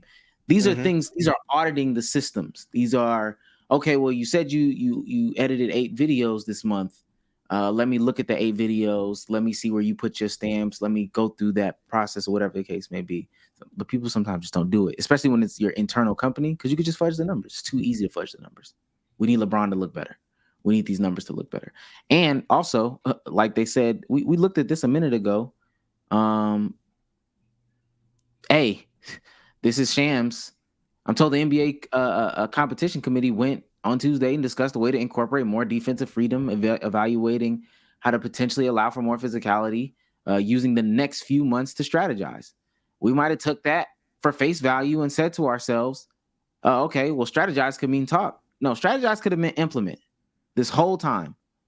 Strategize could have meant implement. And that was on March 13th. And then I have a follow-up here. Oh, let me see. The NBA is telling teams the league office did not deliver a directive to reduce scoring in Tuesday's competition committee, but this trend will continue to be monitored, according to a memo obtained by ESPN. Slower pace, style of play, competitive intensity, officiating focus have been contributing factors identified so far. And then they have somebody's linking this right here. And I don't think it was a foul. It's played on. I mean, honestly, call the regular season like the playoffs. Use playoff officiating all year, and niggas will be happy. Well, no, niggas won't be happy initially. Going forward, niggas will become to be happy. The only issue with officiating is the inconsistency with officiating. That shit starts becoming consistent throughout the season. Players will not complain as much. I'll say this at the end of the day, I don't want no damn AI refs though. Fact, man. Yeah, I feel like it just gets slippery with that shit. I feel like it gets slippery with the. Here this guy go. I just feel like it gets slippery with the AI refs and trying to dictate. He went back for more. What's what? Nah. Yeah, especially given that a lot of things are just left up to imperfect rules to even begin with. So the idea that there's going to be some being or not being in this case to call things perfectly, it would be set up for failure, to be honest. And then AI can pretty much get abused at some point. So yeah, I was about to do the same thing. This is why I miss YouTube. I'm not gonna lie. This is why I miss YouTube, bro. I will say, and my last thing on it before we go to the next thing. Hey man, throw it back to the park. They get it right in the summertime. I don't know what Rico Hines and them do as rules. They'd be like, yo, if it's a real egregious foul, then we could call it. If it's impeding you from like play, then we could call it. But we ain't finna call all that bullshit. We figured it out at the park sometimes. Hey, this is gonna be, or hire a third party ref. There should just be a national organization for officiating. Have them be over all the sports, and then have them just continue to be audited and all that stuff like that. But being by the league, that's like when they say Bezos, and I keep bringing it to you because I understand your concerns about it. But like if they say Donald Trump has been not giving the IRS tax money and fudging the numbers and X, Y, and Z, et cetera, and Donald Trump says, fine. You think that I'm fudging the numbers? I'll have an audit on myself. I'll audit myself. I'll pay my guys to audit me. And that's essentially what the NBA does with the refereeing. Of course, my guys are going to lie for me. Why wouldn't they? No, I get it. I mean, I agree with that same sentiment. I'm just saying, even if you hire a third party. Yeah, it shit don't get resolved no matter what. Yeah, if I pay you $200, okay, it's a less corrupt solution to what it is right now. I agree, but there is still a lot of room for it to be corrupt. Period. And at that point, you might as well just save some money, live better, Walmart. There's no way there's no way you can prevent it from being corrupt in general. Like, there's no way. Yeah, I think that's the overall thing, that this shit chopped unless you go to AI, and if you go to AI, this shit's ass. So unless there's a third party that forces the unless there's a third party that forces the NBA, and that third party is paying these referees, that would be different. But if that money is still at the end of the day coming from the NBA, and it's going to be a big chunk of money. If you want to say it's the NBPA, that's fine too, but then somebody would also say the same thing. Hell, it could be baked into the TV advertisement deal that a portion of this money goes through this. At the end of the day, it's not making more, it's like making more room to be rigged. How is it making more room to be rigged than you paying for it yourself out of your pocket? It's not making more room. It will be making less room when you introduce a third party who is non-biased to the situation. Maybe I misspoke. I agree. No, I'm talking. He's talking. Okay. Like, come on now. That doesn't make no sense at all. But nonetheless, it's making less room. I'm just saying there's still a lot of room for it to still be. Yeah, that's on anything though. It's God damn it, my back. I'm sorry, I didn't mean to say that out loud. Just crack the fuck out of that jump. Any business, man. Yeah, but it's any business, dead ass. Yeah. I have one defense. There we go. Trust me, they're not gonna call foul. It is March Madness officially. March Madness has started. It's already mad. Good brackets. I made mine today. Your brackets in. I'm doing the women's side. It's gonna be some great stuff going on. Mine was straight vibes, man. Y'all don't know how to keep up with that shit. I seen. I'm a casual. Nah, what was one of the team, bro? What you call Morehead State 14 seed, got them going all the way to the Sweet 16, and Longwood out in the South beating the 1 seed Houston. Oh, okay. He's really what's funny? I was talking to Cardiac. Tune DM me that. I was talking to Cardiac, and he was, because he's from Houston, and he was like, the amazing thing about the University of Houston is that they have like the best defense in the nation. It's historic, or whatever the case may be. And the reason why they're historic is because they figured out the key to stopping all pick and rolls and all college offense.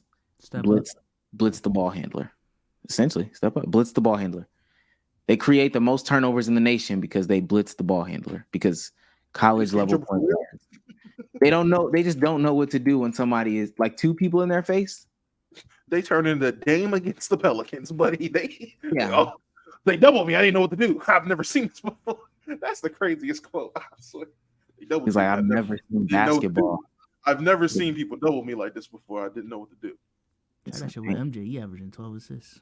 Right, Sage? Yeah. What? Yeah. We watched film today, man. We watched hella film. Real analysis today, ladies and gentlemen. Here's and mind you, we're not gonna. This is not a college basketball platform. Enough Michael Jordan games this year. My fucking God. I thought you was bringing up the Houston clip. I'm trying to see this defense. Oh, this is it. I'm gonna show the numbers. Out of 362 defenses in the league, they are first at 88.2. And then I want to look at the turnover numbers. They produce the most turnovers in the league too, if I'm not mistaken. Oh, I lied. My bad. Wait until they see that Longwood offense. I'm about to say now if they lose the Westchester State, I'm like, all right, buddy. What was his defense for? No. And this must be including some like D3 teams, but nonetheless. Yeah, the answer is 25 turnover ratio or something like that. In the theme of college basketball, though, we are doing a March Madness NBA YouTube bracket. Oh. What a twist! Where's LeBron in this? Houston. All right, look, we're gonna go. We're not gonna kill this every single pod. I mean, no, we're not gonna do this every single pod. Oh shit! We're gonna do. This is gonna get toxic. Round by round. Yeah, we already see. We're gonna do the first round today. Thursday we'll do another round. And I think it should work out like that. Let's start here. I'm on here twice. Hey man. Wait, is Let's Keep It a Buck on here? Don't worry about that. I haven't seen that yet either. I don't know anything. We're doing this together. Okay. Starting with the first round matchup, KOT4Q and Young Mustard. We're too biased. Why is Mustard ranked 32nd? That's yeah, like. How many teams are there? Is he the last seed? I'm about to say, yeah, he has to be last seed. Nah, that's crazy. Okay, so the 4 seed. Come on, what are we doing? Don't worry about that right now. Just let's keep going. Kenny. I got Kenny the 4-0, bro. Shout out Mustard, man. Is this based off of not that it's gonna change my mind? Is this based off of content, like how good the content is? Hey man, just answer the question. Whatever the answer is to you. Oh, Cruz, can I not change these? I don't think I can change these, but we got the answers recorded. We're going with KOT4Q in this. Hoop venue or secret base? I've been fucking with hoop videos lately. I ain't gonna lie. I got the right channel for secret base. I've got secret base personally. I don't know who secret base is. I'm secret base is the channel that does like the rivalry between Shaq and Yao Ming. Oh. Kofi works for them. I'm actually going secret. Yeah. I'm going secret. I'm gonna go secret base. Oh, 3 secret base. Yeah. Shout out to Hoop Venue though, killing it. I'm gonna say I was going with Hoop Venue. Well, you got outbeat. All right, Gills Arena or Motown Noah. Noah did that feet stuff though. Yeah. Noah had a crazy run, but I gotta say, Gil is just the name of the game right now. He's the hot guy. He's in his prime, hooping, averaging 30. Reactionary clips. Gotta go, Gil. Yeah, let me get Motown, no, for sure. Friend of the show. Now, real friends of the show, Henry Hoops and Souls and Sage. I ain't never not saying that channel. I like that channel. Yes, that's us. I don't know. I like that channel a lot. I'll never. It's Henry Hoops does clips over scripts, right? Damn, that's what we calling it. Yeah, I think clips over scripts. Yeah, I wouldn't even know. That's catchy. That's what I'm saying. You was clips over script creator? No, that's great. Yeah, because I'm a hater, Henry, and too. Oh my god. AI voice clips over scripts. I'm going Souls and Sage as well, man. Oh wow. Give me SNS, man. Jimmy High Roller and Double D. Oh, Big man. Double D. They did my dog show. Here. Look, man, if we talking just Steph Curry, shit. Hey, I don't think there's anybody on the bracket beating my boy. We talking Warriors. Unfortunately, though, Jimmy just got way too much going on. I say 5 games because it's gonna be that one game in Golden State. Double D kicking that ass. All the other ones, I go Jimmy. I'm going Jimbert. Let me get James. Damn. Okay, Jimmy High Roller it is. He's moving on. Barry McCockner. Y'all want the truth? You mean lots of you. Thinking basketball. I fuck with thinking basketball though. I'm going thinking basketball. I'm gonna go thinking basketball, man. Hey, look, let me double check what thinking basketball is, because I'm about to say 3, Two. Oh yeah, That's look. Ben Thinking Taylor. basketball is supposed to be the channel, but I have to tell my truth. I'm turning on that Barry video. So shout out Barry. Shout out Barry, man. Shout out Barry. Well, you get outvoted. I got cooked. I'm not gonna lie. There has to be some sort of upset. It may come from the other side of the bracket. Jeff Teague's podcast and B-Ball Breakdown was supposed to be it, but it's not. I'm gonna go with the Jeff Teague podcast. Sorry. Jeff Teague as well. Yeah, Give me I Jeff think. Teague. Yeah, I think I just have to go. I have to go Teague.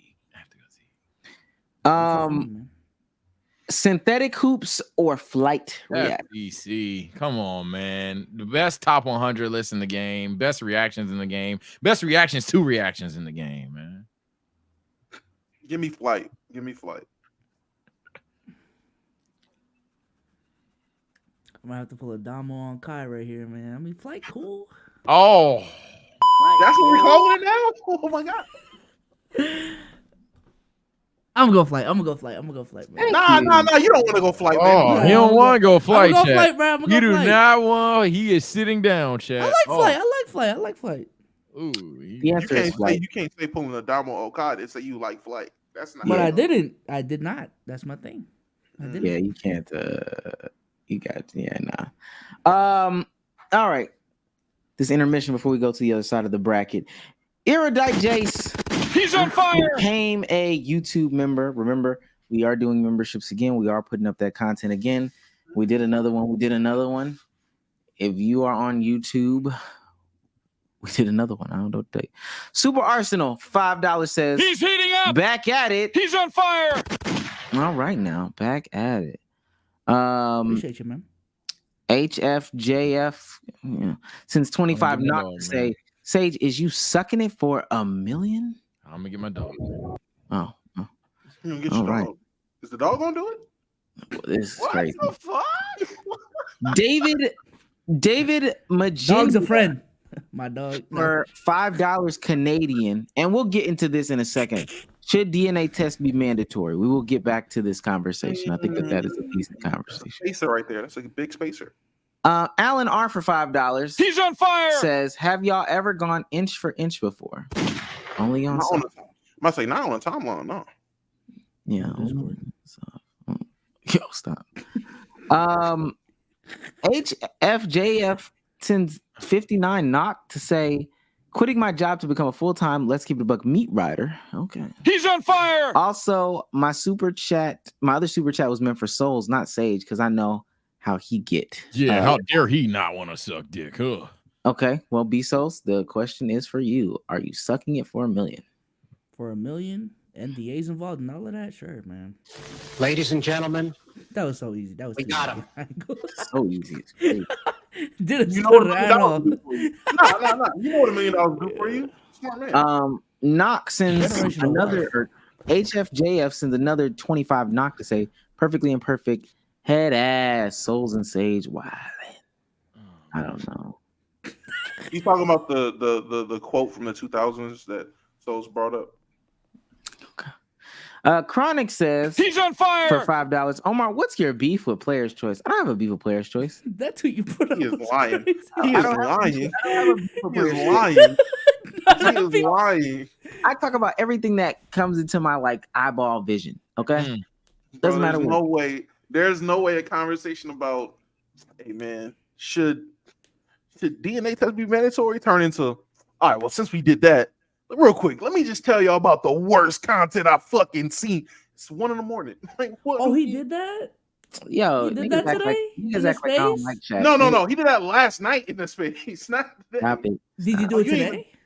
I did it last night in the space. Who's in the space? Like, what No, do I'm you want? saying, did you do it again today? Because I know, like, you know, when you get really passionate, it's a multiple space thing. No. I just, it was just the Or one. is that dick suck? My bad. My bad. Yeah, it is crazy. Yeah, My bad. You really like him. We know. Ah, You that can tell. was You really- foul. you My really bad, think- bro. My bad, OG. My bad. So OG. you wanted to come in here and you know pile on type shit. No, I was just asking how passionate are you about it? Oh, okay. It doesn't seem like you are that passionate. So No, that it's proves cool. your point. It's not really that serious to you. It's not that deep, man. They're my guys, man. Brothers for life. A 1 a.m. space and then a tweet today is crazy. I don't know. That wasn't a tweet today. Stop it, nigga. Stop. Yeah. Stop. Rio the Go for $4.99 He's on fire. says, wait, I was at work cheating on my girl with my work boo. What's the announcement? Also, Damo, I need a 2K tryout. Hey man, join the Discord. All YouTube members, you can get access to the Discord. Join the Discord. We run 2K all the time. I am actively adding to the roster. An updated roster will be dropping soon. Reggie Rage for $2. Oh, we'll do the announcement right later. For $2 says, I'm watching this just to hear him start capping. I don't know. Okay, and then he sends another $2 to say, y'all gonna let that pause go? Yeah, we'll let all pauses go. Pauses. So Tito El Bandito for $4.99. He's on fire. Says, is the Tyrese Halliburton All-Star subscription over? That was crazy. I seen that, man. Don't worry, I've got all tweets saved for the people that say he was better than Trae Young. I have my Java Rant discourse locked and loaded. We'll tag team back again. Okay. He's gonna renew. He's gonna renew the subscription, buddy. He can be good. He can be fantastic. I told y'all not to forget how. You know what? Keep it going. Terry for $1.99 says, been watching for a min now. Glad to see y'all back. Okay, a minimum. Okay. Rodney TV, what is this? He's on fire. For $4.99. Oh, that is a playback video. Oh my God, that's a deep cut of hell, bro. Donovan McNabb, the biggest loser with the most opportunities. Not gonna lie, history. And this is coming from an Eagles fan. Yeah, most opportunities. Most niggas smoking. Nah. Not most. Great Warrior for $5 says, Sage, add an extra meal if he busts. Would you do it still? He ain't mean that for me, bro. Oh, well, Sage. Oh, wait. So Great Warrior sends $2. I meant Souls, not Sage. If he busts, add another million? I thought that was already... Nah. That was so great. Hey, yo, what the fuck? Hey, yo, what the fuck? I beg your pardon.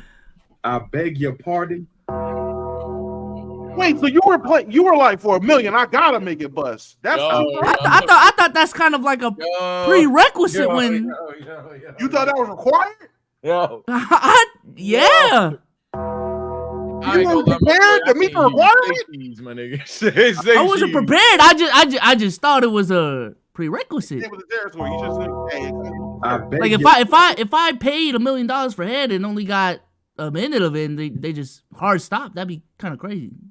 So you gotta finish your story, is what you saying. Oh, I beg your pardon. That nigga said, "I'm not a tease." I'm not gonna scam. I'm not gonna scam. I'm not gonna scam. I'm gonna earn that million.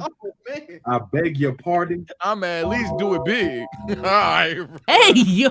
Like that's what you saying. You don't get his money out of this one. We can't ayo nobody off. Yeah, you can't. There ain't no ayo about you understanding that you was getting none of your beg your pardon.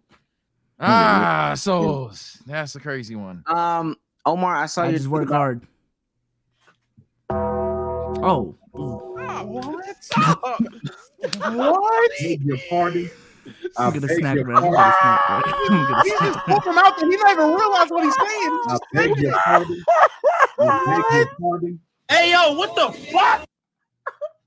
No one asked for it. He just it was over. We're moving on. He quadrupled back. He said he stood on business. That's crazy. I work hard is crazy because he worked with 3 other dudes. Okay.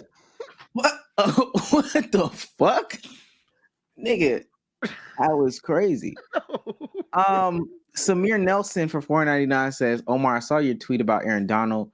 Where would you guys put him all time? Personally, I'm taking JJ Watt any day. No way. And I love JJ. No way over AD. AD was on the inside, pause if needed, because it is needed now. AD was a D tackle, triple teamed, quicker, stronger. Oh, no way. Oh, that was pause. Yeah. Go ahead. I got a lot of traction on that tweet, so I can even pull it up. That was a fantastic question. I think I was driving when I seen it. That was a good question. Although I probably have both of them high, I'm probably with the super chatter. I probably am taking JJ Watt. JJ is a dog, though. Peak for peak, I'm probably thinking JJ. JJ's a dog, but no way. JJ Cobra with the 5 gifted. Dog. Is that Twitch making noise? Oh yeah. By the way, Twitch, I feel like we low key missed some of yours. If you subbed, y'all are liars. Never mind. Be so to figure it out. Cobra resub, Cuddy resub, Rada resub, GQ resub, Isa, TXNYD and that boy Grizz, and I seen a gifted earlier, I believe. I feel like people don't value double teams in this conversation. Triple teams in this conversation. He went through bullshit. I'd have retired early too. So I got some top 5. One, if we air attacks in, greatest D tackle ever, but overall probably top 20, pretty high, at least 10, top 3. Damn near number 1 on the D line, top 5, top 3. I'm a super casual when it comes to like this level of football. He's easy in the 3. Niggas are being niggas are being nice. LT undisputed 1, right? I don't people just don't have those cards. Wait, are we talking about defensive players or defensive linemen? Defensive players. Defensive players. Oh, okay. So you might bump him down because you had Watt above him. So I didn't expect you to say that unless you think Watt is I was thinking defensive lineman, and I'm thinking he's top 3.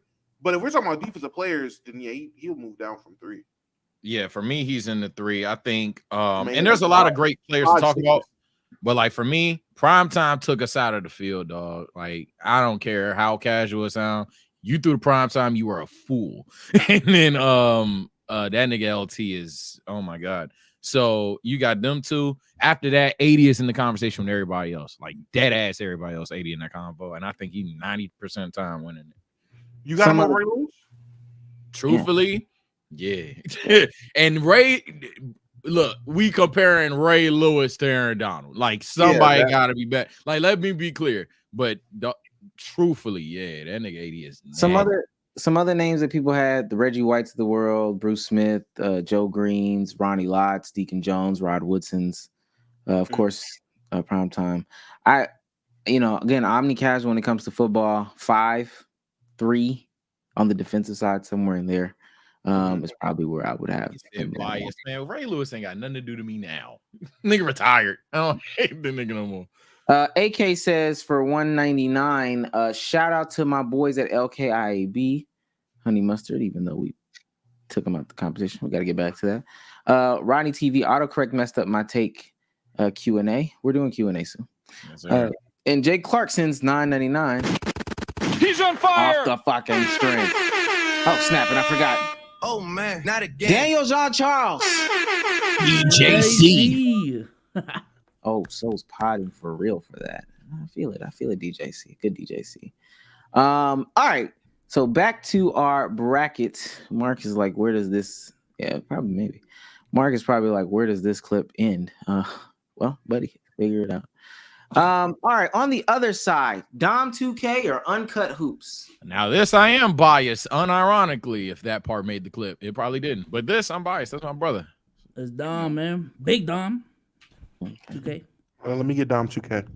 Get Dom 2K. The next one. Now, it's gonna sound like I'm hating this one. Med or Player's Choice? I'm not gonna lie. I thought it was Med, like our Med, bro. At first. I was like, who's Med, bro? I was thinking of fucking. Y'all don't know who Med is? Nah, I know who Med is, but I thought we were talking about ISO Med, bro. So this is Med right here, and I've been watching a good bit of these videos. I gave somebody's career thing. I gave Wemby Shaq's career. What if Mr. Beast was an NBA player? I watch it. It's just a good cut on. It's just a good, just to have it in the background. I feel like if I hate showing this, because if you see too many, you play them. That's dick suck. That's super dick suck. But I watch a bunch of his shit, so I got Med. I ain't gonna lie. I'm going Player's Choice. You think you have to? No, I don't have to. I just don't. I don't know who that is, and you showing me that, I'm definitely not interested. So I'm going Player's Choice. Oh, man. I'm gonna go Player's Choice as well, man. I'm gonna go PC, even though I do fucks with Med content, obviously. Yeah. So stage. Yeah. You sent it on here.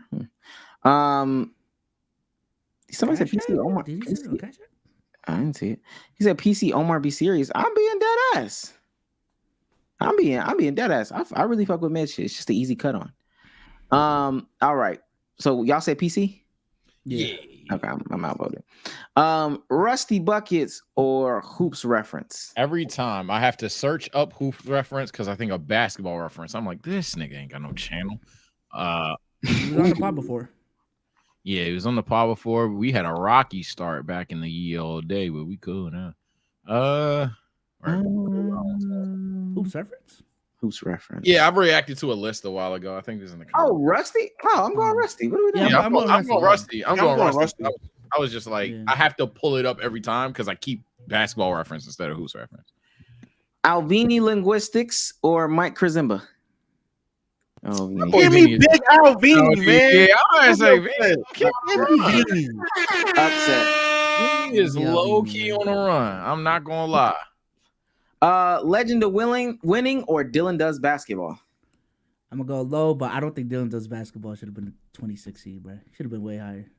I'm gonna go low. I don't know ball on Dylan. Gotta blame the producers on that one. Give me low. Yeah, and for the next round, because JJ versus Low is crazy. That should have been way later. Anyway, but yeah, okay. So Low wins. Kofi and JJ Redick. Ooh, I'm gonna go JJ. Shout out to Kofi. Yeah, I'm gonna go JJ. Shout out Kofi, but yeah, gotta go JJ Redick. Damn, Dylan does basketball only has 180K. Damn. Yeah, weak.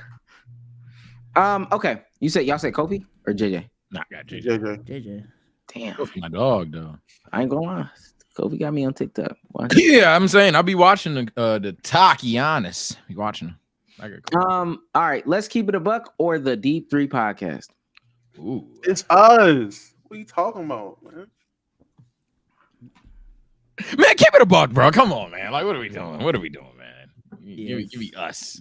It would be wrong for me to not say us. Yeah, that would be. You know what kind of word they better kind of shit is that? Like, yeah, man. Respect to them though. Respect to them. Respect to the little guys. Pick them too. Okay, he said that, not me. Respect to the little.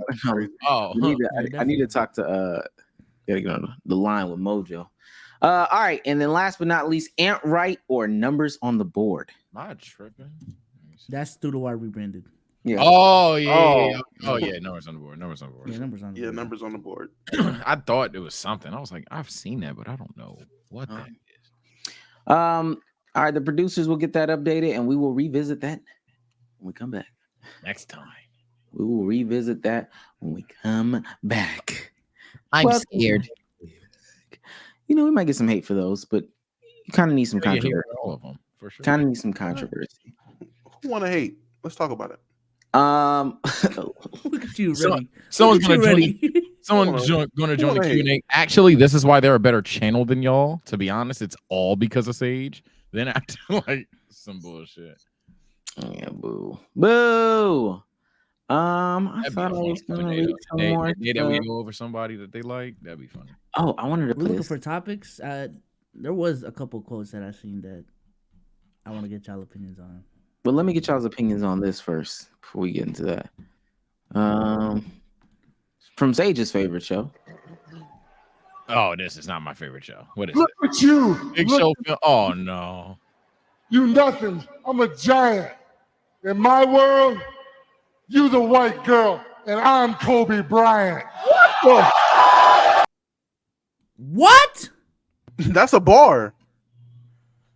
That's a bar, man. Wait. Vincent Kennedy McMahon, boy, Kobe did with a white boy. woman? What did Kobe do with a white woman, B-Souls? You don't remember Colorado? Oh, is that with a white woman? Introduce the next topic. Please introduce the next topic. Please. I didn't know it was with a white woman. Oh my god, chill. Okay. Listen, I seen Tony Parker on his beloved. This is on the D Wade podcast. Is this a diss to Luka? I just, I don't know if it is to y'all, but oh damn. Womp womp. Sign up. Cooked. Hold on. Try this again. Refresh. Come on, TP. There it is. Then it's very debatable with Powell because Powell won so much at the European level. Dirk, you agree with that? I see Luka every day, the stuff he does, and he'll be in the conversation for a long, long time. What Giannis is Luka doing. is no Dirk. No. Sorry. Really? No. He's my well personal on his opinion. way. If you don't understand what it takes to win a championship, I don't think you should be in the GOAT debate. My European GOAT is. Okay. So that's the conversation about the European GOAT. Again, that disconnect from the old and the new, man. Yeah, my thing is so like, and I know I'm the guy that literally goes on and says Luka is the GOAT because he is. But like, all shit aside, it's one of them things like he's in year 5. So are you giving me a too soon take? Or are you telling me that he's not a guy that is made of championship? But either way, it's like, it's not like you're weird, get canceled, but it's weird in the sense of like, oh, what? You talking about championship pedigree in his 5th season? Like, my God, I'm sorry. Pardon the fuck out of me. The nigga's on a trajectory in terms of talent, in terms of production, even to be in that conversation one day. It's just hasn't gotten the jury yet. I don't know. I think it's nasty to discount the actual winning Luka did at the European level.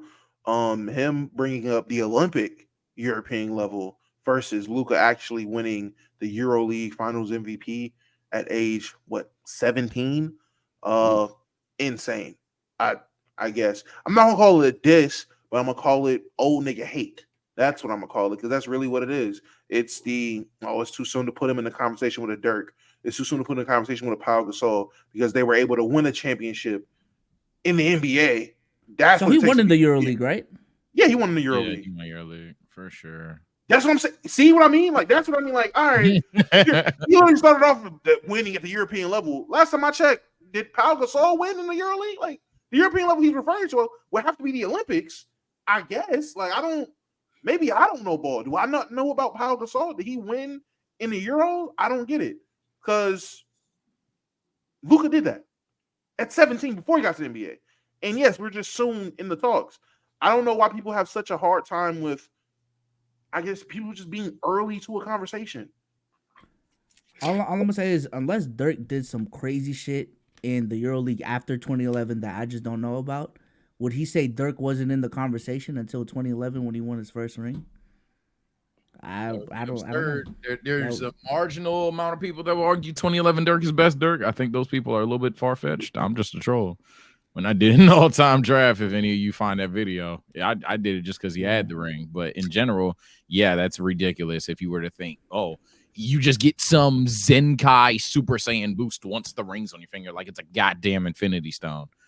Like, nah, Dirk was in those conversations a long time ago. In reality, Tony Parker cheated on his wife. So I don't, when we have these conversations, and I'm talking about respecting basketball opinions, am I going with like what a LeBron says, or Dirk really respects his wife? We've seen it, all that stuff like that. Or am I going with Tony Parker who cheated on his wife? Like, what am I doing? What? I zoned out. I'm so happy. I just like put together what you said. Bro. Just the way he said that caught me so off guard. I thought you weren't serious. But, oh, fuck. I just don't. Yeah, I just don't understand. Anyway, let's now remind me. I'm gonna remind chat who his wife was at the time. Oh my God. Eva Longoria is his wife. Let me just show chat who Tony Parker, cheated on. This is crazy. Oh no. Facts, bro. Hey, this is all right. Yeah. Like we're talking about, an attractive episode woman. of Desperate Housewives lately. Definitely one of them ones. Yeah. So I don't know. He can only care about one ring in his house. Yeah. Oh my God. I don't know what you want me to say. Oh, is Luka to go, or Tony Parker has his opinion, blah blah blah blah. She got his name tattooed on her. You cheated on your wife, dude. So I don't care. Don't really care. So nah, man. And whoever said look up Luka's EuroLeague stats, he played ass. I don't know what's ass about a 17-year-old averaging 16, 5, and 5. I don't know what's ass about that. Just saying. And isn't it like in Euro scale, 16 is like relatively? That's pretty damn good. That's pretty damn good, especially for a 17-year-old. So. Do you think he has room to cheat on his wife? Oh my! A terrible, nasty, bro. This is a nasty. Yeah, this is a nasty fit. Nigga said the fit. All right. That's an atrocious fucking. That's a disgusting fit. It's a At the end of the day, he 2000s fit, cheated on bruh. his wife. It's good. That was the drip back then, man. That was the cheap drip. That's so disgusting. Pulled all those. Yeah, apparently so. Put him in that Sly Fox fucking hat. I wanted to I wanted to bring up that super chat again. Sly Fox hat. Yeah, I wanna pull back up the super chat. Yo, this is sick. So dumb. This is so dumb, bro. That was so crazy, bro. I can't even find it. I can't find it. I can't. Yo, it's an audio experience. It's like, Oh my god. Let me pull up this skit because the skit might make it. You know, yo, these souls is a damn time. Cause could you imagine him putting his hat on the hook? Oh my god. When he goes out to cheat on his wife. And also white, that all white nasty ass. Honey, I'm home.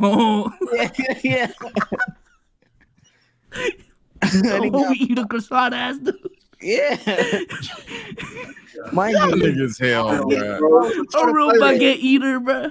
we go to put that hat on, he gets some wind underneath it, and you know, whew, it pop out and he put it on his head. Nasty ass. Wee. God.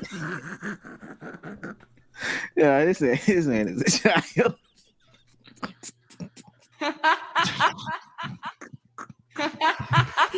Wee. Where did my hat go? Wee. Y'all niggas are children, bro. What are we Child, bro. Doing? At a Parkster class. Oh, Parkster class. Oh my god, my stomach. Okay, let's get into it. So the question is, should DNA test be mandatory? I'm over here in the hospital, y'all. I give birth to his child. And he over here questioning me, talking about, is this really his baby? Like, what are you talking about? Do you really think I'm sitting here have you up here at the hospital and everything with me just for nothing? Are you serious right now? What kind of baby dad does that right when we finna have this baby? Like, are you serious? You really gonna sit here and question baby talking about, oh, can you get DNA test? No, you're not getting no DNA test after this. I'm not doing that. This is your child. If you don't believe it's your child, then you could go ahead and go. I don't need you up here.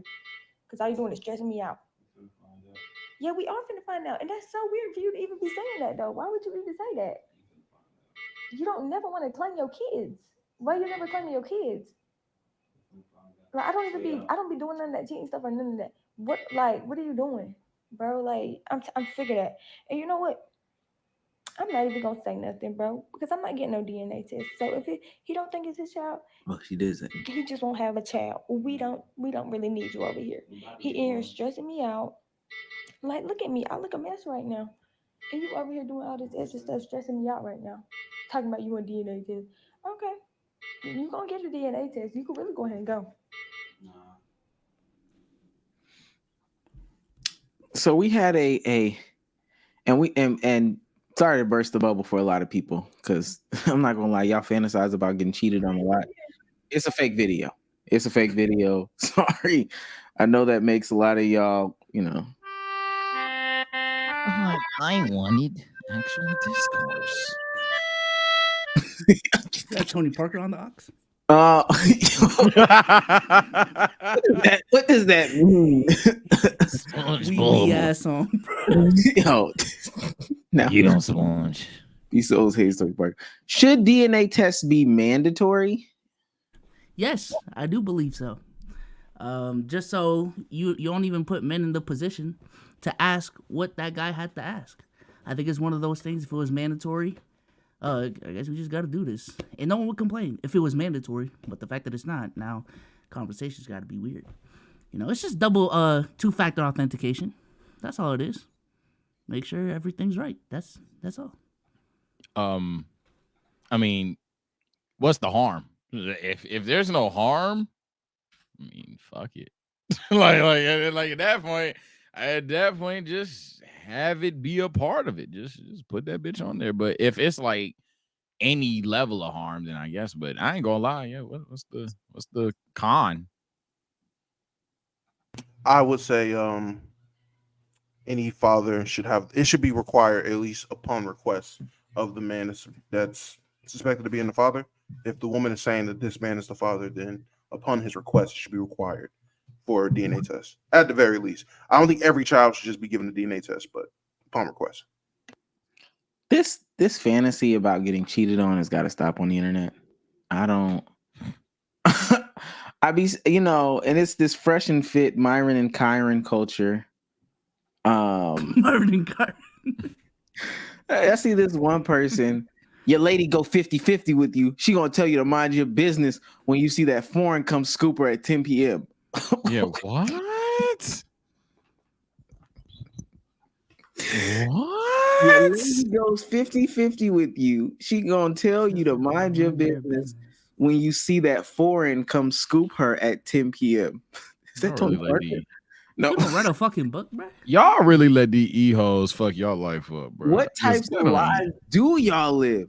I see so much rhetoric on the internet that is just surrounded by so much cheating. And at what end? If you have to question this hard, don't have raw sex with her. Don't marry her. I asked one dude on my timeline. I said, you could marry a woman and y'all have 3 or 4 kids together. At what point do you stop testing her to see if it's the baby? He says, I'm testing every child I have, even if I have 6, whatever it is, I'm testing. Because you could just never be too sure. I don't want to be that guy. You need to be that guy that gets off the internet, okay? You're the guy that tested your wife on her 6th kid with you. All right. Damn. I mean, yeah, ain't it supposed to be like a thing like shocking? Like oh my God, you cheated. Like what a horrible thing. Not I knew it all along. They had to wait for you to cheat on me. It's not something that you like try to trap card. You kind of just like get cooked. That's why you don't cuff a girl that you think would cheat on you. And again, y'all let the e-hoes gas y'all the fuck up in the worst way in this situation because this ain't real life. Well, I've said this before. That's the thing, Omar. I mean, not Omar, Sage. That's the thing. No. That's the thing. It's not about cuffing her with the expectation of just, she's going to cheat. It's knowing in the back of your mind at the end of the day, she going to cheat. So no matter what you do, in the back of your mind, she's a cheater. Like that's really what it is. It's not about hoping she won't do it. It's about waiting for it to happen. Because that's all I see on the internet is a bunch of niggas waiting to be cheated on. And this shit is That's what I'm saying. and why are you no, and I know it's gonna sound crazy to say what I'm about to say, but sometimes I just be thinking this in the back of my head. Why are you so cheat onable? Okay. Yeah, like she ain't got nothing to lose. It's just dick away. Like, oh, all right. Why are you so cheat onable? Like, step up. Literally, do the Oscar Robinson. Step up. You a bag of weed away from losing your girl? All right, bro. You know what's insane? You know what's insane? Niggas be terrified to get cheated on, and then every once in a while, there's a space to happen, and it be like that Chris space. Niggas be like, see, this is what I mean. Look at this. Look at this. This is crazy. These streets are down bad. It's bad. It's rough out here. Niggas using that as they proof to say up, and this is why I'm super strict on my girlfriend. Well, that's what got him here. So that's why. Yeah, niggas don't even think about that. Maybe the fact that you started, controlling every fucking thing was the first domino. Not saying she's right, but maybe it's your fault, buddy. I don't know. Shout out to See Me Sideways, by the way, for becoming a Hall of Fame member. Hey! Yes. Well, actually, you're in the Hall of Fame. You're not just a member. Yes. We about to open up a new category. Goat debate. Goat conversation. Goat conversation. You can eat breakfast with all 4 of us. Oh my! Virtually. We do a personal mukbang every morning. I ain't gonna be there. Eat breakfast. Eat breakfast. Okay. I don't even wake up. Goat conversation. Revisiting an old conversation. I could do without breakfast. Give me dinner. Give me dinner. Give me dinner, bruh. I really thought about it. You talking about if you got to delete breakfast? If you got to delete breakfast or dinner foods, I could do without dinner. Oh yeah, you're tripping. I can can eat do it breakfast at for lunch. dinner. Can't eat dinner for breakfast though. That's crazy. I don't know what it is, bro. I think the dinner got a deeper bag, bro. I could go without dinner. I'll just go to sleep. At some point, eggs will piss me off. I think that's the thing. Like, if there's a food I'm gonna get tired of first, it'd be eggs. I can't do eggs every day. I think this is the bow on top of this conversation. Bro, DNA test talks kill me for real. Just go behind the bitch back and do it. It's that simple. DNA tests are like $30 at Walgreens. Just get some of that baby. Babies be drooling. Get the drool, put it in the shits, test it. Like it ain't that deep. One dude, and mind you, some people don't know. One dude in the space was like, "But you don't need the mom to also do the DNA test to see if you're the dad." To see if you're the father. No, what are we? That nigga was astonished. You're like, yo, you know that once the baby born, the mother doesn't have to take tests. But nah, it's still her baby. Like, okay. Well, no shit, dumbass. It's her baby. Like, what the fuck? No, that nigga, it's her baby though. It's her baby. Why wouldn't she take the test? Hey, so you got one parent. Now who's the other one? You know what though? But these are the people that like you shouldn't be having sex. Like your penis should literally not get hard. It should be illegal for your dick to get hard. And you thought that you had to have the mother with you when you do the pregnancy test. The mother being with you. If you thought you and the mother had to take the DNA test, baby, let me. Yeah, I'm about to say that. Like, all respect, there ain't really no letting me in this situation if I don't know, nigga. All right, baby, a diaper change. It is, nigga. Let's find out. What's she gonna do? Change every diaper? All right, let's get into these hot takes of the week. Listen, we're doing something new. I add everybody in the Discord in the morning. I get their hot takes of the week. We're gonna hear ours. We're gonna read a few of theirs. B-Soul, start us off. Hot take of the week. I don't got one. Let me go last right now. I'll cook something. This is new. Hot take of the week. Damo. Gotcha. Keeping it nice and simple yet again with another hot take of the week. Hold on. Give me a second. Super simple. Recently, part 2 of season 2 of Invincible dropped. And this scene caught a lot of people's attention and it sparked a conversation I've seen on my timeline. A lot of people felt that they OD'd with this scene compared to the comic. And I've seen conversations basically saying, oh man, it's crazy that they don't just stick to the comic. Why would you make it more gruesome than the comic? Why would you go beyond what the comic is saying? My hot take is that's what the fuck all these adaptations of the comic should do. You should not go beneath what the comic did or do exactly what the comic did. Go beyond it. Create new shit. I think that is perfect. In season 1, the girlfriend of Invincible was basically wrote to be entirely different than what she was in the comic. Now, was it a good choice to make her a bitch? No. That was a bad choice, but it was a good idea. Do something different than what these niggas already know to create a different product. Maybe a more interesting product. They did it with The Boys. With The Boys is nothing like it is with the comic. And it's perfect because it feels like a brand new story. So that is my hot take. When it comes to these superhero movies, shows, cartoons, whatever, be different than the comic. Let it be a loose blueprint of what you should have going on because people want something. Try to do something new. I'm not gonna say people want something new because I ain't gonna lie. A lot of niggas don't want nothing new. But I enjoy new shit. Not gonna lie to you. That is my hot take of the week. Sage. Y'all know how I am, man. Y'all know me.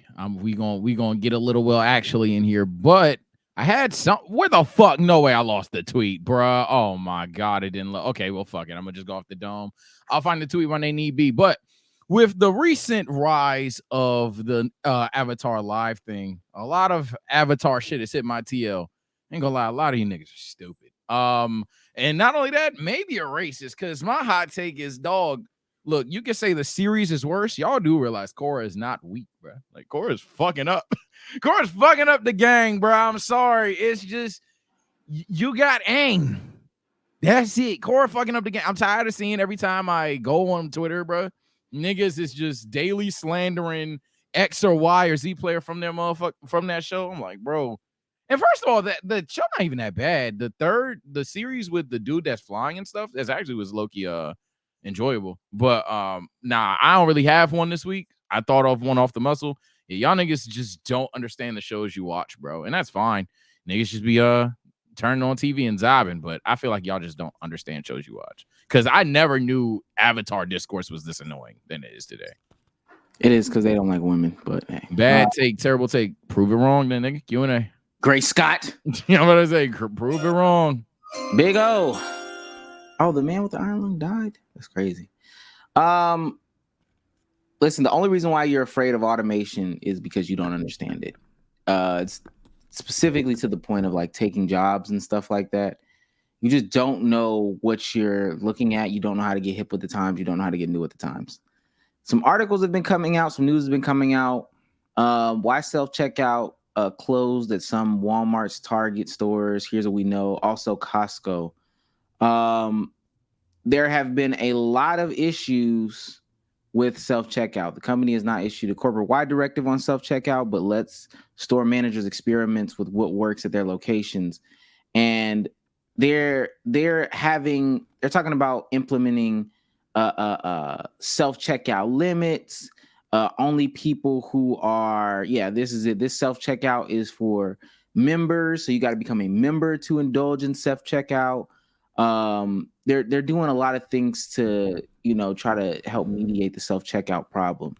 And a lot of it has to do with like theft and all this other stuff like that. But nonetheless, to the people that think like automation is going to phase you out and phase other people out, stop it. You're stupid. You are stupid. Automation is like nowhere near close to even being perfect at all. Even though they got the new stores with they got the camera at the checkout and there's nobody in there at all. It's just supposed to be on an honor system and they do this. Oh, the camera's always watching you 24/7. Listen, man, nothing is going to ever replace the human interaction. It's just not. So don't worry about that right now. And just become knowledgeable about what you don't know. And also Tom Hardy is a top 3 white actor. Oh, okay.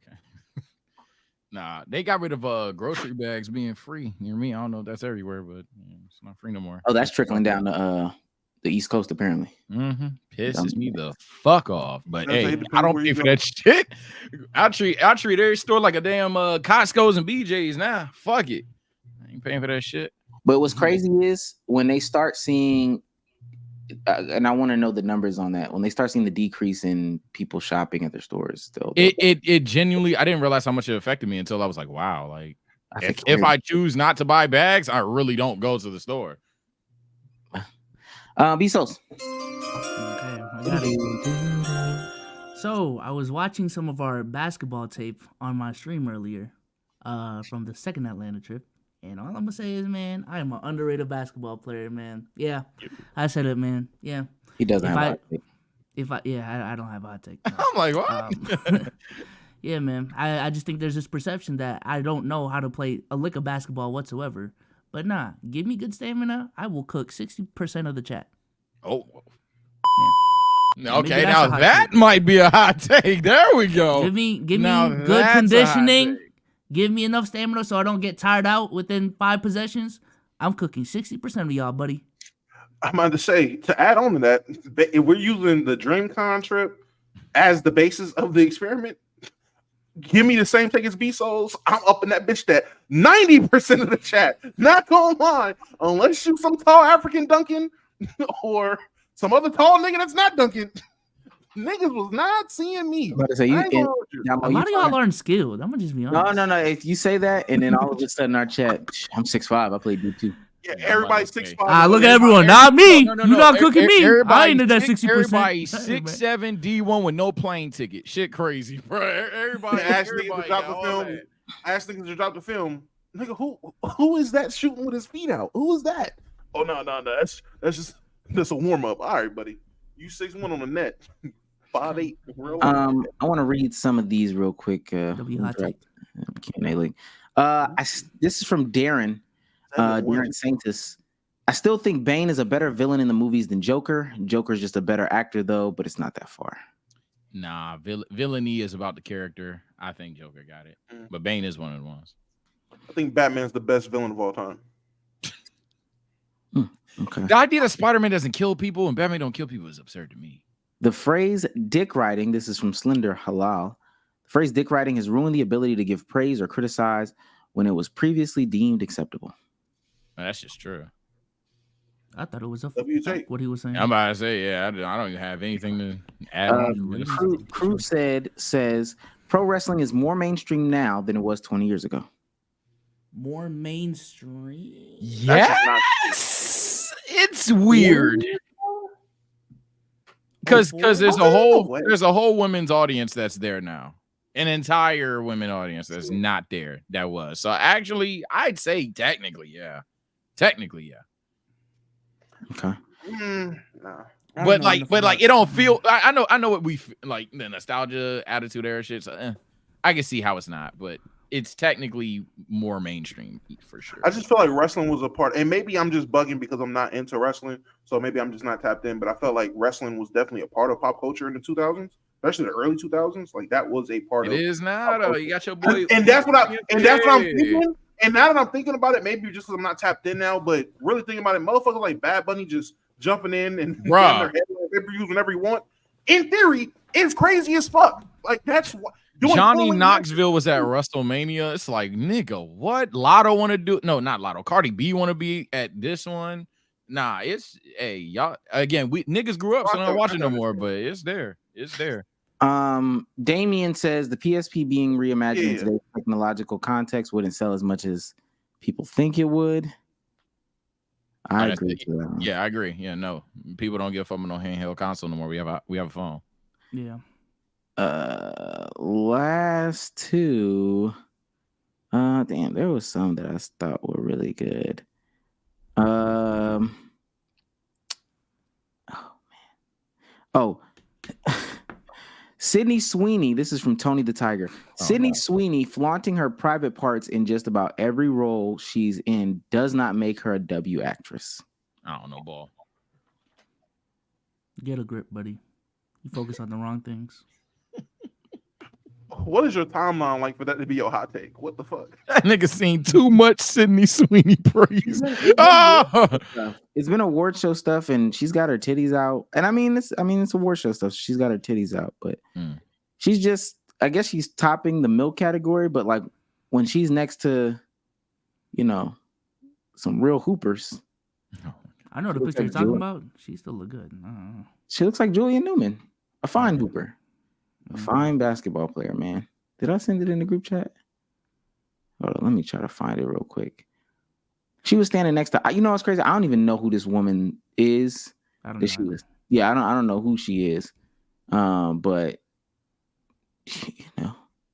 Sydney Sweeney is mid. This is insane. Oh, here it is. Sydney Sweeney and Alexandria Shipp. You'll know who she is once you see her. Is this it? Yeah, this is it. Sweeney is D-Lo. What does that mean? She still look good to me, man. I mean, there's always a badder bitch in the universe. I don't know what we're doing. I guess. I mean, you put a bad bitch next to a badder bitch. Does she just go down 1 point? I guess. One. Or two. I mean, whatever your scale is. I'm just saying, if you put two good-looking people together and then introduce a third more good-looking person. I feel like all right, if you're in, and it's not saying that I'm doing the milk thing for bro. If you're in Wyoming and you got like she's an 8 in Wyoming, and then you go out to like LA or New York or whatever, and you start seeing some whoa, then that 8 in Wyoming with the context doesn't necessarily look as great. I mean, but that's why you say 8 in Wyoming. That is that reason. That is the context. So Sydney Sweeney is like a Wyoming 8. Wyoming 8. Okay. Idaho 9. I get it. Yeah. It's like a Decatur 3. No cap. That's tell us all the time, man. Yeah. Tell us all this time. I'm not hating. She's not. Well, no, he's not hating. I mean, you put a bad. Speaking of that, you know why there's so many like good-looking people in like these areas, so like these highly populated areas. You know what it is, right? There's a lot of people. No, not because there's a lot of people. Like back in the fucking 20s, 30s, 40s, 50s, whenever it was, those Wyoming 8s, Idaho 9s, Kansas 10s, they flock in New York and LA for opportunities. They don't get them. They end up working at diners, and now she's a grandma of an average family. But that offspring retains grandma's genetics. So if she had a daughter that ends up being a fucking beautiful woman, and then she has a granddaughter that ends up being a beautiful woman, down the line, I mean, a lot of beautiful women in the area. That's a fact. That's why I don't fucking Wyoming though. Listen, we do have an announcement before we try to take 1 or 2 Q&A questions. Bobby, take it away. I want to leave this with you. Okay. Uh-oh. I don't want to get in trouble. Ladies and gentlemen, we have a very big announcement. Okay, that is the title of this stream for both Twitch and YouTube. We're making a decision. Omar, need a decision sound? Give me something. Give me something. Predictions chat. Who will we choose? I need y'all to spam it up, man. We are deciding the new home of the Let's Keep It a Buck podcast. Live. What is the new, of the live Let's Keep It a Buck podcast? Just the live portion. Just the live portion. We'll never. Where are we going? Twitch, YouTube, Kick, Rumble, TikTok, Playback. Where do y'all think we're going? Let me see what the chat talk about. Let's say Seeing a lot of Kick. Can we get a poll? I'm seeing Can a we get lot of poll? Kick actually. Parlay chat. Y'all think we know Aiden? What the fuck? Y'all think we know Aiden? Yeah, plus Aiden said that they messing it up over there. All his friends is messing it up. So he new friends. They hit us up. That's on our fault, right? With a Calvary. Well, I'm gonna clean this bitch up. I wish. Let me go ahead and write my final answer down. Not really a final answer, just what the decision actually is. Hold on. B-Soul's making a draft pick here. Now, there's a lot of streaming platforms Keep It a Buck could maneuver to. They have experience on YouTube. Twitch has done them very well in the past. What will Keep It a Buck select? What if he pulls a Rob Pelinka and just overrides whatever's going on right now? I would snap. I would dead sit here like, nice. And ladies and gentlemen, the new home of the Let's Keep It a Buck podcast. It's traded. Sorry, no, let me stop. Or the potentially existing home of Let's Keep It a Buck podcast. We might not be moving. But we are moving to Playback, ladies and gentlemen. We are moving to Playback. Listen, man. We are the #1 basketball podcast, and it's time for us to go to a basketball platform. Okay, ladies and gentlemen. I know it's unexpected. Twitch, we appreciate y'all for all the love y'all have shown over the last 6-7 months. We have built something special over there, something incredible. And I personally, and I think I can speak for everyone. We are not, and we did not take the Twitch time for granted whatsoever. This was definitely a hard, as it always is, a hard decision to decide what the home of this podcast is. Same thing with YouTube, man. I'm not gonna lie. Over these last 2 streams, 800 of y'all in here, 1,000 of y'all in here, bruh. These super chats, you know what I'm saying? The colored shits. Woo! I did miss those, man. I did miss those. But we believe that Playback is a platform that will provide y'all with a extremely different experience on what Let's Keep It a Buck can be. You guys can watch games while listening to us on there, for one. Number 2, no ads. Ooh, I know a lot of y'all on Twitch do be complaining about the ads. 11 ads. 411 more ads. Until there's ads on Playback, there are no ads on Playback. They also have a dedicated app as well, very easy to you know what I'm saying, navigate. At the end of the day, we can only hope for your support. We appreciate all of your support. But yeah, this is where we're going. Just for the live portion. YouTube will still be uploaded. YouTube will still be uploaded the same way it has been. Okay? Audio as well. Clips will not be changing. TikTok, I guess none of that shit's changing. It's literally just when we hit live, where are we recording? And we will be going to playback.tv/LKIAB, man. Here we go. I'm spamming it up in the chat. Go ahead and follow up, man.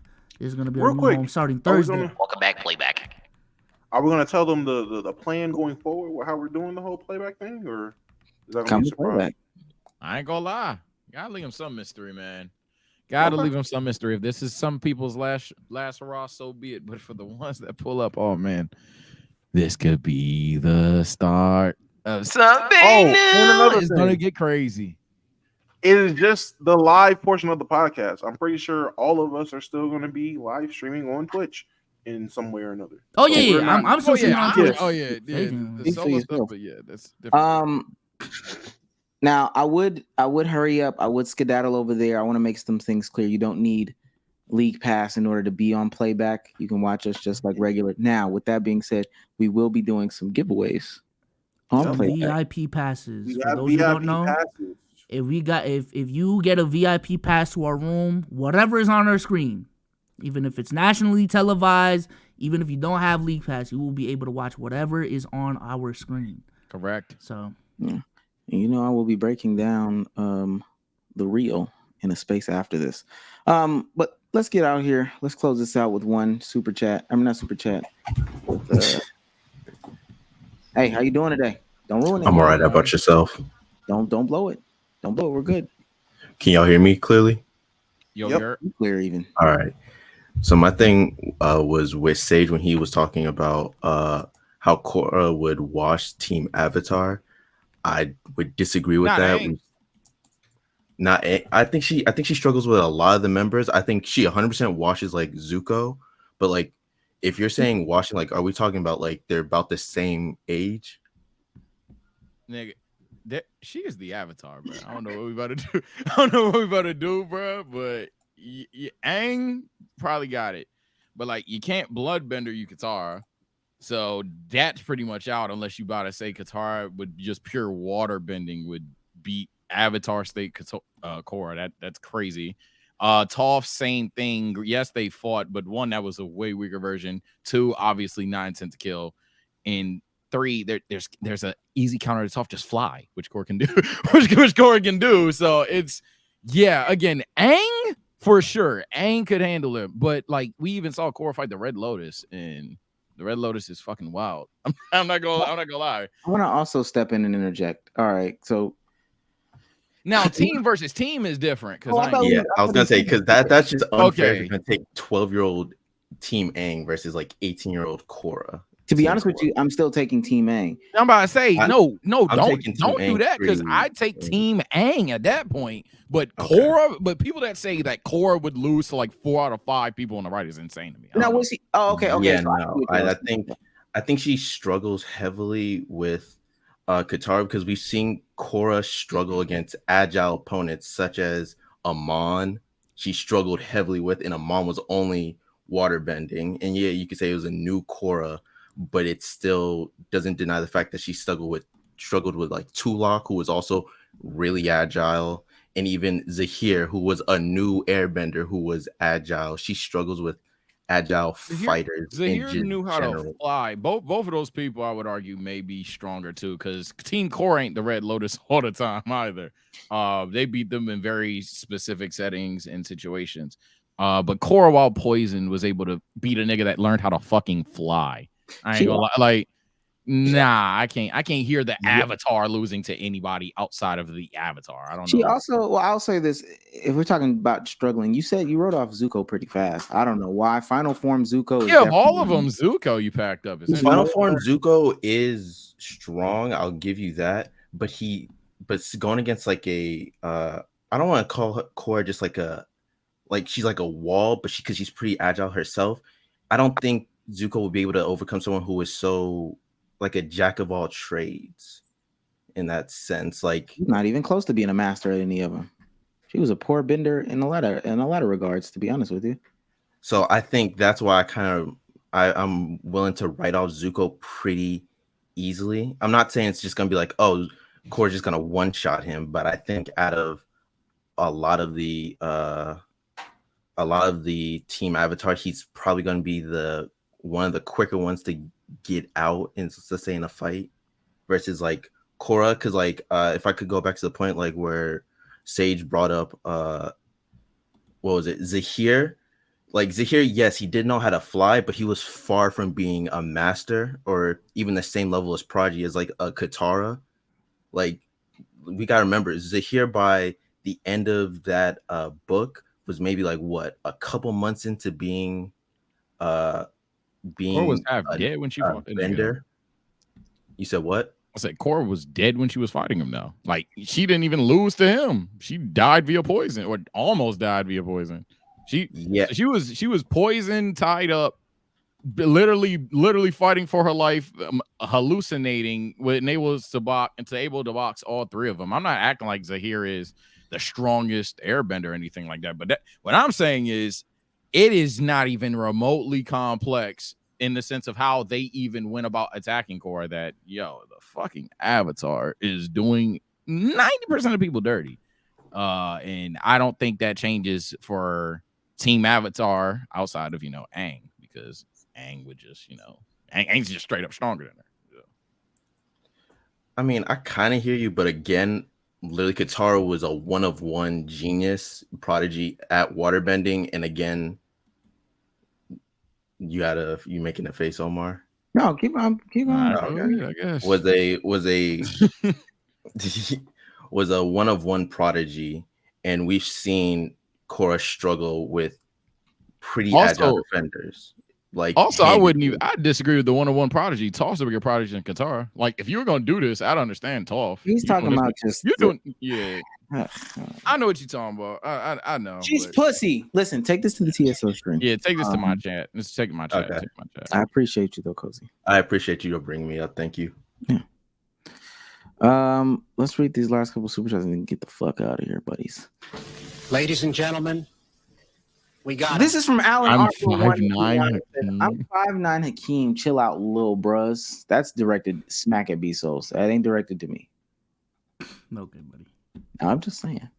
For $5, Great Warrior says top 3 white actresses: Margot Robbie, Sydney Sweeney, Scarlett Johansson. That is terribly wrong. I know you're trying to go for looks, but yeah, I'm about to say terribly wrong. I don't think that's true. Sydney I don't Sweeney, even know a lot of actors. Yeah, she can't act, but nevertheless. Oh, she can't act at all. Damn tough. I mean, if we're talking about best white actresses of all time. No. Oh yeah, no. I mean, a lot of her roles she does play just a dumb blonde, and she plays that pretty well. So the scaling of how well do you like? She looked pretty fucking dumb to me. Yeah. Shouts out to See Me Sideways for becoming a member. Shout out to Brian Holiday 199. Says 8x plus 3 equals 55. You saw for x. That's something with a 4 at the end of it. The question is, what is that? Damo, this was a 551 divided by 8. Whatever that is. Yeah, basically. Does no one have an answer for him? I can't do 551 divided by 8. Yeah, it could end with 8. 551 divided by 8 is 68.8. 68.7. Then he wants to do rounded up 69. Nice. This is simple algebra. But yeah, basically 8x ends with the second number. Second number ends with horrible with algebra in school. Algebra 1? That's this is horrible with algebra. But this is like you can if this were 55, I would probably not even take 10 seconds. Like it's just the fact that it's 555 that I'm like, well, what's the decimal? Does he want me to round up? It's algebra 0. Yeah. Yeah, nigga, I was horrible at algebra 0. What are you talking about? What? So one day we'll take a math. We'll take a math quiz one day. Robert E. House for $9.99. Love the podcast, guys. Keep up the work. Thank you. We'll keep it up on playback. Soul Negro Kage for $4.99 says, I'm not gonna lie, Chicago pulled a Flying Dutchman on the Chargers. He's on fire. We did say 551, 552, chat. We did. Yeah. I think he meant with the Justin Fields acquisition. Oh wait, we'll get to that in 2 seconds. Oh yeah. Oh shit. I'll give you. That's what I thought someone was gonna come up here and talk about. I know I brought up the Avatar shit. Jay Clark for $9.99 says, Sage, so you Oh, well, so Justin Fields is not a good quarterback. Also, Omar, your tweet about the Bears was BS. Chicago is one of the better situations for a number one pick in a while. Do your minute, I'll do my minute, and we'll go bet. Okay. To be brief, it's ironic how like every signing the Steelers make that's good, y'all say is ass, and every ass signing y'all think is like laughable. Like dog, Justin Fields is pretty much a holy shit. You got a young quarterback. Worst case scenario, hey, they're both better than Kenny Pickett. And Justin Fields has much higher upside than Kenny Pickett. He's in a division with literally Lamar fucking Jackson. Do I think he's gonna be Lamar Jackson? That'd be very crazy. No. But like the point is he's a very, very, very much a question mark with a lot of raw talent there. He was in Chicago. The idea you think Chicago is a good place for a quarterback is objectively and physically crazy, actually. No, I don't know what's up with the weird hate just because y'all know I'm a Steelers fan, dog. Justin Fields to the Steelers is a great signing. He's probably not going to start over Russell Wilson because if we really did our Googles, Russell Wilson second half season wasn't that bad. But I'll over time he'll start this year. I'm excited. I'm very excited for that. Yeah. Okay. I know on paper things can look good. My whole concept is just about management and management issues. I would not want to be in a place where I have a 3-year window. I would not want to be in a place where I have ex-coaches that are saying that I'm this type of player. They're going to put a bad rap on me leaving that place. But we're not going to act like Chicago is a well-ran organization. 1 year does not make up for 15, 20, 30, or 40 years of stupidness. I'm not going to run up in there and say like the Browns are a competent organization because of 2 years of success. Like I'm not going to do it personally. You can get tricked, but you also go to jobs and when they interview you and hire you on the first day, like they hire you on the day of your interview, you take it. I'm not stupid. I'm a Hawks fan. I'm a Falcons fan. Like I've been down these paths before. I hate when people like I'm a fan of bad teams, so I hate when y'all tell me about bad teams. I see the writing on the wall. 1 or 2 things is not moving me. 1 or 2 seasons is not doing that. If Caleb Williams doesn't come out swinging and banging and all these other things like that, his clock is ticking, and that's stupid to me. So I'm not a fan of that bullshit. Let's stop. I would just want to say that I think the Bears are fucking idiots. I don't like the move at all. I thought Justin Fields was obviously he's not the best quarterback in the league, but he damn sure wasn't bad enough to give up on at this point. Like he was Sam Darnold, definitely for a 6th-round pick and nothing else. Shit is dumb. These dudes are idiots. You literally could have drafted multiple players to complement Justin Fields or bolster your defense and just be a competent team. Again, Justin Fields is not bad to the point to where you give up on him and now you're going to draft a rookie quarterback and the expectations is to be CJ Stroud or AR last year. Like that's what you're hoping. Like there's no Bears fan that wants Caleb Williams to come out the draft and look like Justin fucking Fields. Because at that point, it was no point in getting rid of Justin Fields. So you need him to be a great rookie. That's the only, like, that's the real conversation here. Y'all are drafting this guy to be what CJ Stroud was to Houston last year. And when he's not, we're going to have a conversation. Yeah, I hope that I'm wrong. And it's not going to be his fault. Yeah. It's not going to be his fault. It's not going to be his fault. I hope that I am cataclysmically wrong about these situations, but it is what it is. Ladies and gentlemen. He's on fire. Appreciate you guys for coming on out. Say goodbye to the people. All right, people. Sorry to bore you with the weave debate. I wanted to chop it a little bit earlier to plug my stream, which I'm gonna do tonight. I'm not gonna lie. Usually I say I'm gonna eat. I ain't gonna lie. I almost passed out on this pod. So I'm gonna take like a 20-minute nap. Then after that, we're gonna go live. We're gonna ball up. Dragon Ball hot takes. We'll have a little bit of discourse, but after that, I ain't gonna lie. I don't feel like doing the nerd shit tonight. We having fun. The WWE League and or reactions are live tonight, man. And let me tell you something. The WWE League. So as I know you're talking about money glitches, yo, them niggas take that shit seriously. Them niggas take that shit very seriously. I gotta make y'all. I gotta make someone in TSO gotta make us. That's what I hung up the bannerman. I'll bring him back next year, like during September or whatever. I did get a $20 donation via PayPal. I see it now. Do you see anything on the Twitch side? Who, me? Bezos? Nah. Oh, you talking about the GQ shit? I'm seeing a lot of resubs though. But Yeah, I didn't see GQ's thing in my but then again, I'm watching on my PlayStation Twitch. Damo, say goodbye to the people. All right, chat. It's been your mom favorite midnight snack, and we will be back tomorrow on the stream. Pull up. Probably gonna be a later stream. Definitely not gonna be the midday stream like I usually do. Got some shit to do in the afternoon tomorrow, but probably after playback. After we do playback later at night, we're gonna be streaming some shit. What shit? I don't fucking know, but we're gonna be there. Be there. Was there a message that came with the? Nah, yeah, he sent 20, but he was like, "When you see it." What's happening? What's up? How you doing today? What's good? Hey, why y'all ain't read my super chat, man? What's up? We stamp it ain't pop up like on everything. Because I think did you send it on Twitch? PayPal. I sent it on PayPal. Yeah, the donation. Oh yeah. Well, our first live super chat reading was your super chat. All right, pop it up. I said, tell Literal to suck my dick. Told who? I told Literal. Literal?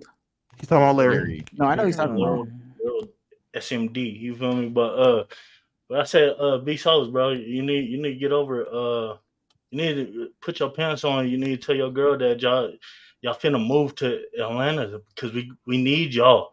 Yeah, we need y'all to rival with AMP. We need y'all. Y'all would be bigger than AMP. I'm telling y'all. Okay. Y'all would be bigger than AMP. I'm telling y'all. You can't make me tell Force. I can't make you tell nothing. Yeah, I know. I'm saying. Wait, how are we rival AMP though? Because y'all do more than AMP. Y'all are more broader. Like y'all have a more broader range than AMP.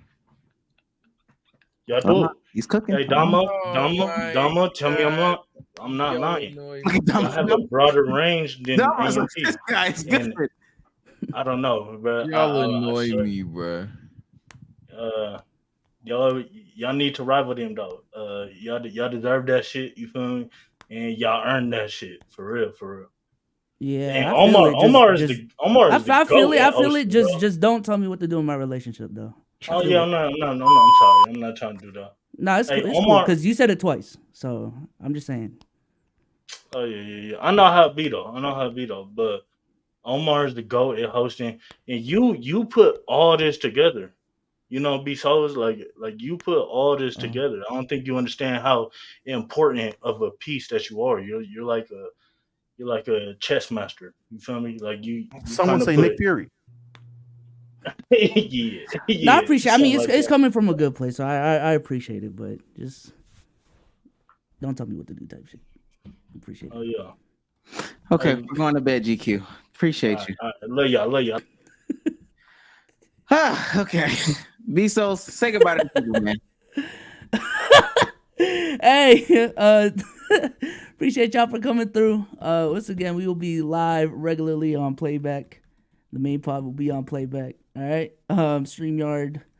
I'm putting it in the StreamYard right now. All right. It is pinned on both chats. Go ahead and follow that up. That is where we're gonna be live streaming now.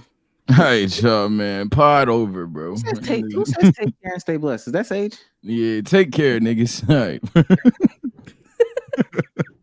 Pod over, bro.